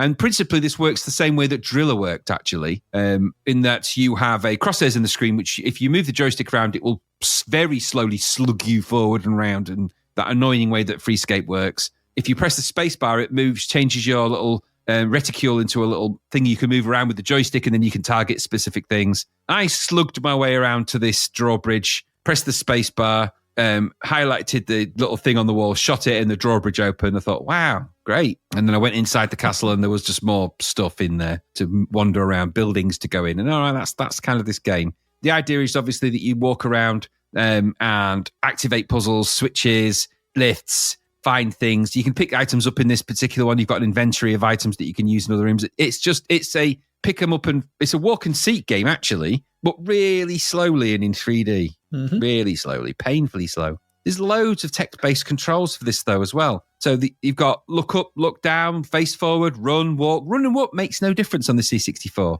It's the same. Or you can crawl. Why in all of God's earth would you press that button? Well, maybe you got to get it through a low gap. Well, you do, but it's no. You can send to your sites. You've got info. It is, you can save your position on this, which I suppose is a thing, and stuff like that. You can switch the sound effects off, and you can also, like I said, move your pointer. And it's a free skate game. The problem I have with this is that, as with all free skate games, your mileage varies on how much free skate you can handle. My point here is that this is offering nothing new. This is actually, I think, the extremities of this game are the worst out of all of them. It looks kind of crap. The story's not really there. They haven't really thought about this. They've just thrown a load of puzzles together and built a kind of rough, you're in a castle trying to find stuff thing. There's not really any more thought to it than that. And it shows. None of the places are particularly well designed or thought about. The puzzles are inane. There's nothing exciting about it. It's just, why would you play this? Because one of the things that kept you playing Driller, and to some extent Darkside, was the music. Wally Beban's music in Darkside, excellent. Driller music by Matt Gray, brilliant. They're good pieces of music, and even if you didn't like the game that much, you might just, the music in the background would kind of keep you in the space. And both of those had quite compelling stories, even though they were convoluted 3D crazy. They were still quite interesting stories, drilling stuff and finding all those things out, exploring the pyramid and trying to find your way into that tomb and doing all that stuff. This, you're just wandering around a castle looking for a twin, which makes no sense. The puzzles are really stupid as well. So, like I said, the first one is, can you open the mysterious drawbridge?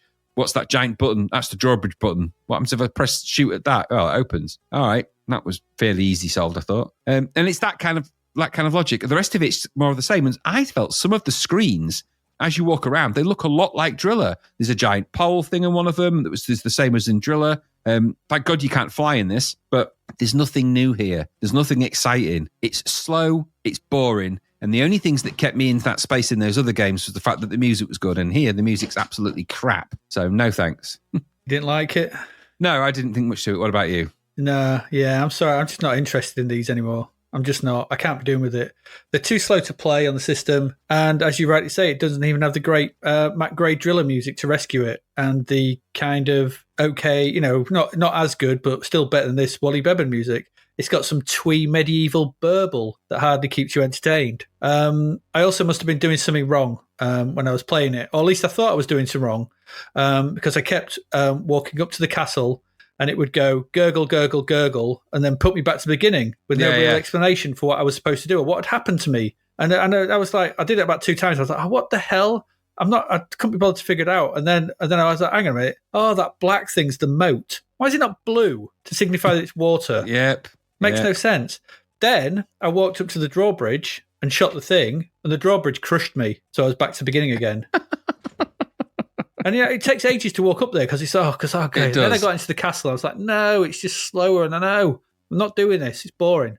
93%, no chance, no way in hell. No, I mean, these games are boring and dull. I'm just sorry they are.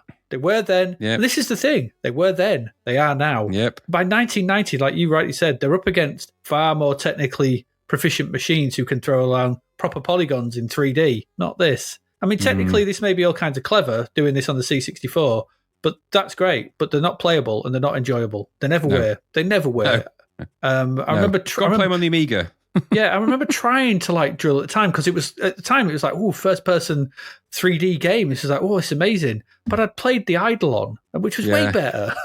Yeah, I mean, that's not quite it's not the same sort of 3D, is it? It's And not, I get it, but the C64 was never going to do this. It's the same effect. The Eidolon looks better. Is a better 3D effect than this. Well, but it's not. So I mean, it's not 3D, is it? It's not 3D polygons No, but moving to all around. intents and purposes, it looks through. You know, it fools your eye into thinking it is. Anyway, the point is, these are crap, and I don't like them.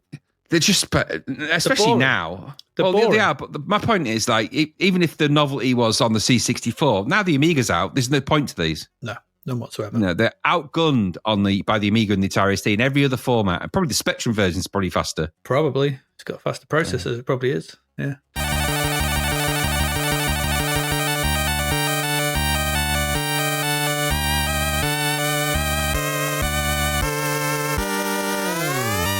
There we go. That's it. That's your games for this week. That's May. We start year 6. This is the 6th year of magazines. It is. We've started God anyway. help us. So what did we look at this week? Well, we looked at the Rock Hard Ninja Spirit. We did. Too hard. We looked at the pretty okay pub trivia simulator. If you like, good we mates. yeah, if you want to simulate a pub trivia machine, I think you won't get better. We looked at the even more stupidly hard and just irredeemably stupid Boing. Yeah. We had a split of opinion on X Out, but you know it's still better than Boing. Fiendish Freddy's Big Top of Fun, which we'd seen all before, pretty much, And also a bit horrible. and a bit horrible. Too horrible. Yeah, the Footballer, which was No, we'd seen all basic before. shite. Basic Yeah, I've shite. seen it before, yeah. Game of the Week, Cloud Kingdoms. I Yeah, think we easily. agree on that. Absolute gem, that. Yeah, really good, that one. And finally, the oh so slow, oh so Yeah, turgid, just- Castle Master. Sod off Freescape, once and for all. You can tell it that. It'll be walking away next week. It'll still be walking away next week. It's They're that getting slow. away very slowly. Absolutely. Yes. Oh, there we go. Right. Before we go, we do have some business to take care of. Graham, we have a crap vert. I can see it, yes. Oh, gosh, I wish I hadn't. Is this the most interesting advert you've ever seen in your life, Graham? God, what is that? I mean, come on, at least go to the effort of getting two footballers that are different in different poses. This is for the game, what is it? International Soccer Challenge. Yeah. And it says introduce a different perspective because I'm guessing, I hope the game isn't from that perspective, Well, but it probably is. It never. To be fair, I've had a look because I thought I don't recognise this. It never actually made it out for the C64, so we're never going to get to look at this. Oh, there's a That's surprise. I think that's the Amiga version that they've got a screenshot of. It's just in the middle of this boring advert. It's so It's boring. boring. What's that on the slab of granite? Is that or a kitchen worktop? I don't That they've taken know. a picture of, like a sticker on a kitchen worktop. Yeah, so it's got Goodness micro me. style at the top. I don't like the fact that the A is sort of half on and half off the image. I'm very big on typesetting, right? You know, I've spent a lot of my life doing typesetting for various different things. That A is driving me up the bloody wall. It's like you would never do that. You would never do that. In fact, you would never choose to have a different perspective as the text ever. You wouldn't. You just wouldn't have that. No, it's just you just don't do it. No, it's the rule. You don't do that. You would never generally use the words perspective and different on something and introduce. There's too many letters. Look at all the letters on there. It's like It doesn't tell you anything. It's like, no. is that? I mean, there's one. It's a single screenshot of the game, which looks like it's from a sort of quite low angle, but looking at your player down the pitch, so you sort of third person almost on a football pitch. But everybody's pretty much looks like they're in the same pose. Exactly. Oh, it's dreadful. And is it me or does that the box say International Soccer? Yeah, it could very well do. Yeah, the C's backwards. So the C's backwards, the second C's backwards, and they can't draw a ball. The pattern on the ball's wrong. It's not in perspective of a ball. It doesn't match the perspective that they're trying to aim for by putting it in that stupid way. So it's just so bad. It's like somebody got hold of that's an illustrator. That's clearly been done on Illustrator because that's how they managed to flow that text around a curve. But don't ever do it like that, ever, you stupid, stupid fools. Yeah, 'cause it kind of leaked. I don't get it. It's crap. It's a really crap advert. It's really boring. bad. It And the manages game to be looks most really boring and crap. There's no crowd. It's in the back. You would put that in behind the goal at football games. I imagine, and I've never been to a football match, but I imagine there's probably a lot of people cheering and stuff. Yeah, the problem. Not in this one though. It's the lights are out. It's dark. These were matches played in COVID. Oh dear me! Good. Again, the goalie looks lonely at the back there, doesn't he? It looks like an Oscar. but it's lonely. He's that And he guy must from- be tall because the perspective, if that is genuinely perspective of that game, either the football players at the foreground are massive or that goal at the background is equally massive. Because if that's the scale, then I don't know, those players are tiny or that goal is massive. Something's not right. I can't tell if is that the penalty area at the back, and is that the halfway line? Because if that's the halfway line, so if these are near the sort of attacking That's penalty what I area, mean. then he's miles away. The guy's huge. He's like a giant. That goal is So I mean, that goal is 19 foot tall, and that goal is massive. absolutely. Also, as well, the goalie is taller than those two defenders that should be bigger in front of him. That's what I mean. He's a massive man. He's massive. That's why he's in goal. You need a massive man for a massive goal. You do. It's a different perspective, totally. Yeah, I suppose it is. It's a different perspective in football because it's nothing like football. And stop calling it soccer in this country. International Soccer Challenge. Rubbish. Yeah. Just rubbish. Microbite as well. Luckily, it never comes out for the Microstyle, C64. sorry.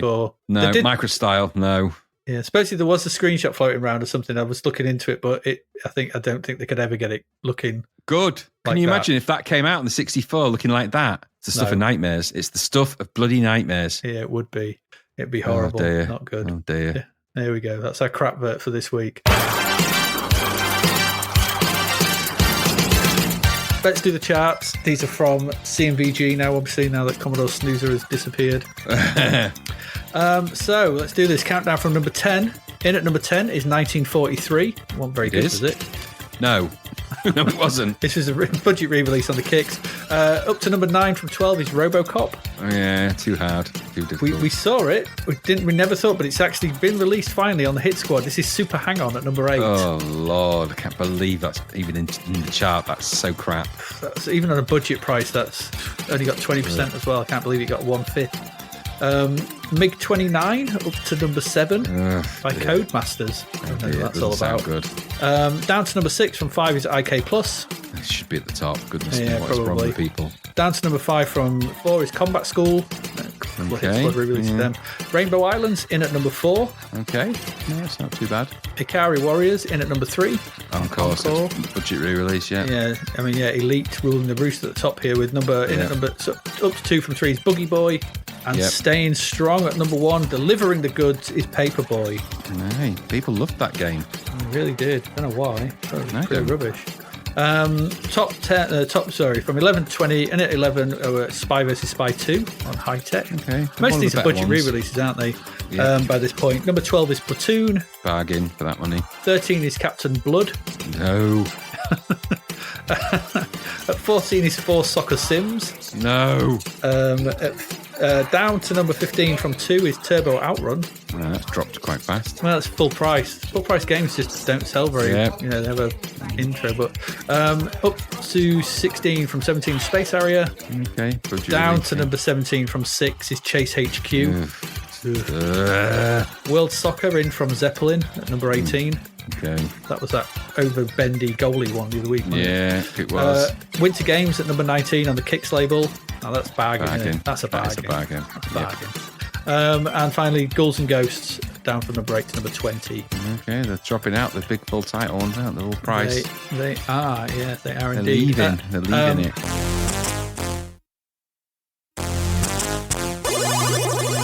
Budget re-releases this month that were reviewed in Zap. There was Beyond the Ice Palace for £3, Okay. and Wonder Boy for £3. They're both. Well, Wonder Boy wasn't very good, but and in fact, both of them weren't great. But They weren't great, but I think £3 maybe sort of good. the not £3 too bad, that might be worth too it. bad, But not too bad a price, those two. it's why we say that when they're releasing full price games, you're in the chart and you're out again. More likely, even if you enter, you're up against now some good. You're up against Albeit IK not Plus necessarily them. and That's what I mean. Platoon and Very difficult, all- choppy waters. yeah. Can't be releasing the footballer into this. I mean, even the magazines are now giving the games away, right? So, Yeah, they are. Been doing it for a while, yeah. yep.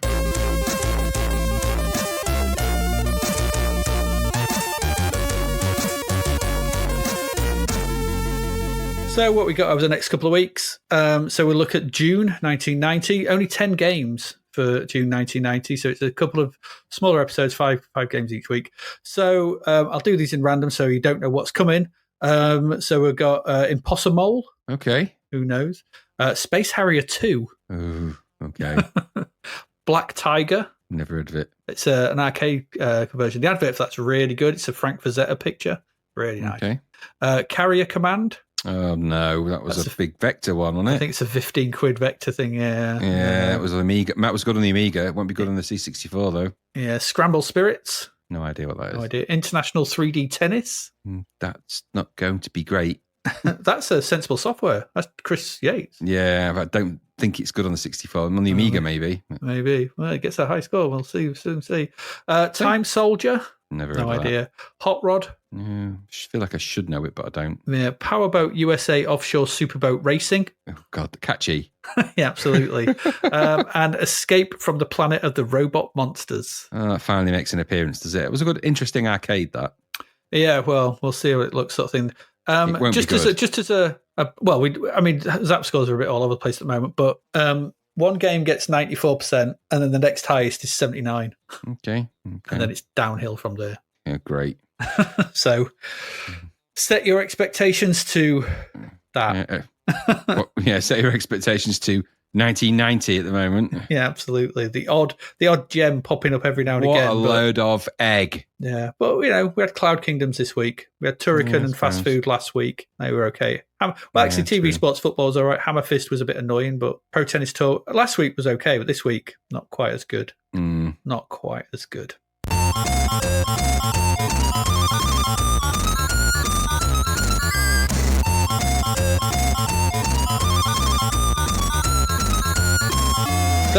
That's it for this week. We've done May. We move along. You got anything you want to add, Graham? You got anything you want to say? No. I'm just glad there's no more of those stupid bloody Football Manager games because I hate them. I don't want any more of them now. I don't like them. They're rubbish, and I don't agree with them. So That's true. It now. I've managed Liverpool now in 50 different ways. I never win. They're never going to win with me managing them. I wrote to my MP about it, but obviously he's standing down at the next election, so nothing's going to happen. Like they all are. Yeah, absolutely. Yeah, we'll soon see here. As ever, if you want to join up to our Patreon, you can do. Please do. If you want to support the podcast, you can do that at the low level, just sort of donating us £1 a month. It all helps. Or you can join the full fat experience for a pint of beer, price of a sandwich, cost of coffee, whatever you want to sort of alliterate to.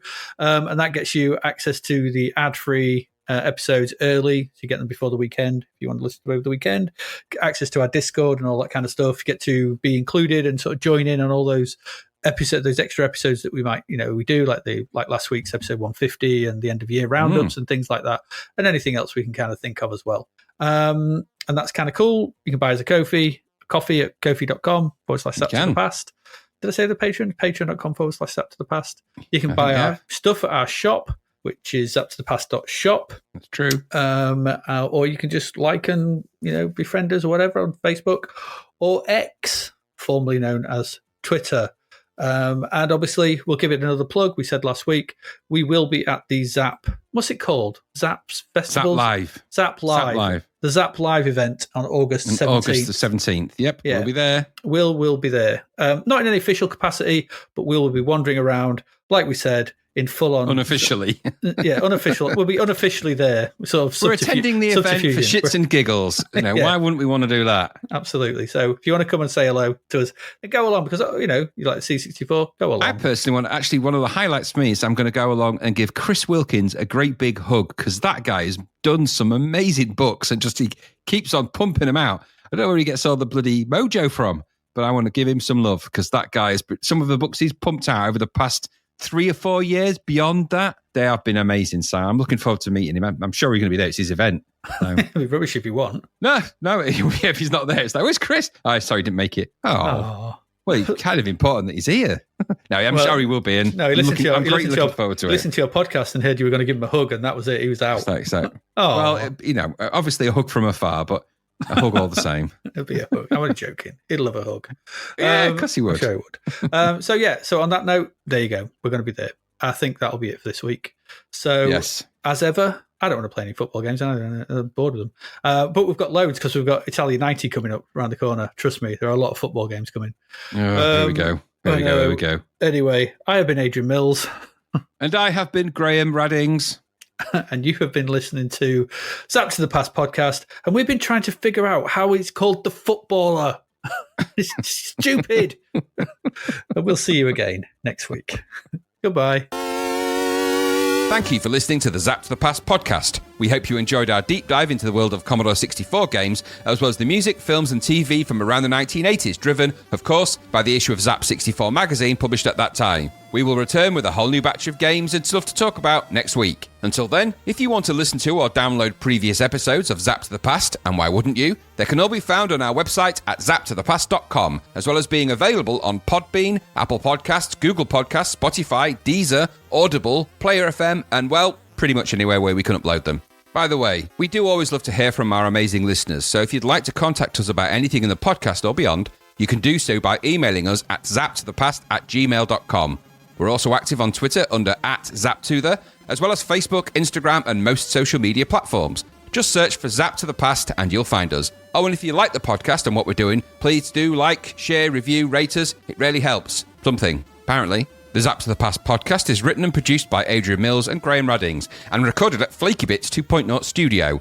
All opinions expressed are those of the writers, and while we indeed love Zapped 64 magazine, the Zapped to the Past podcast is not affiliated with it in any way. Stay safe, see you next time, and remember, we play these games so you don't have to.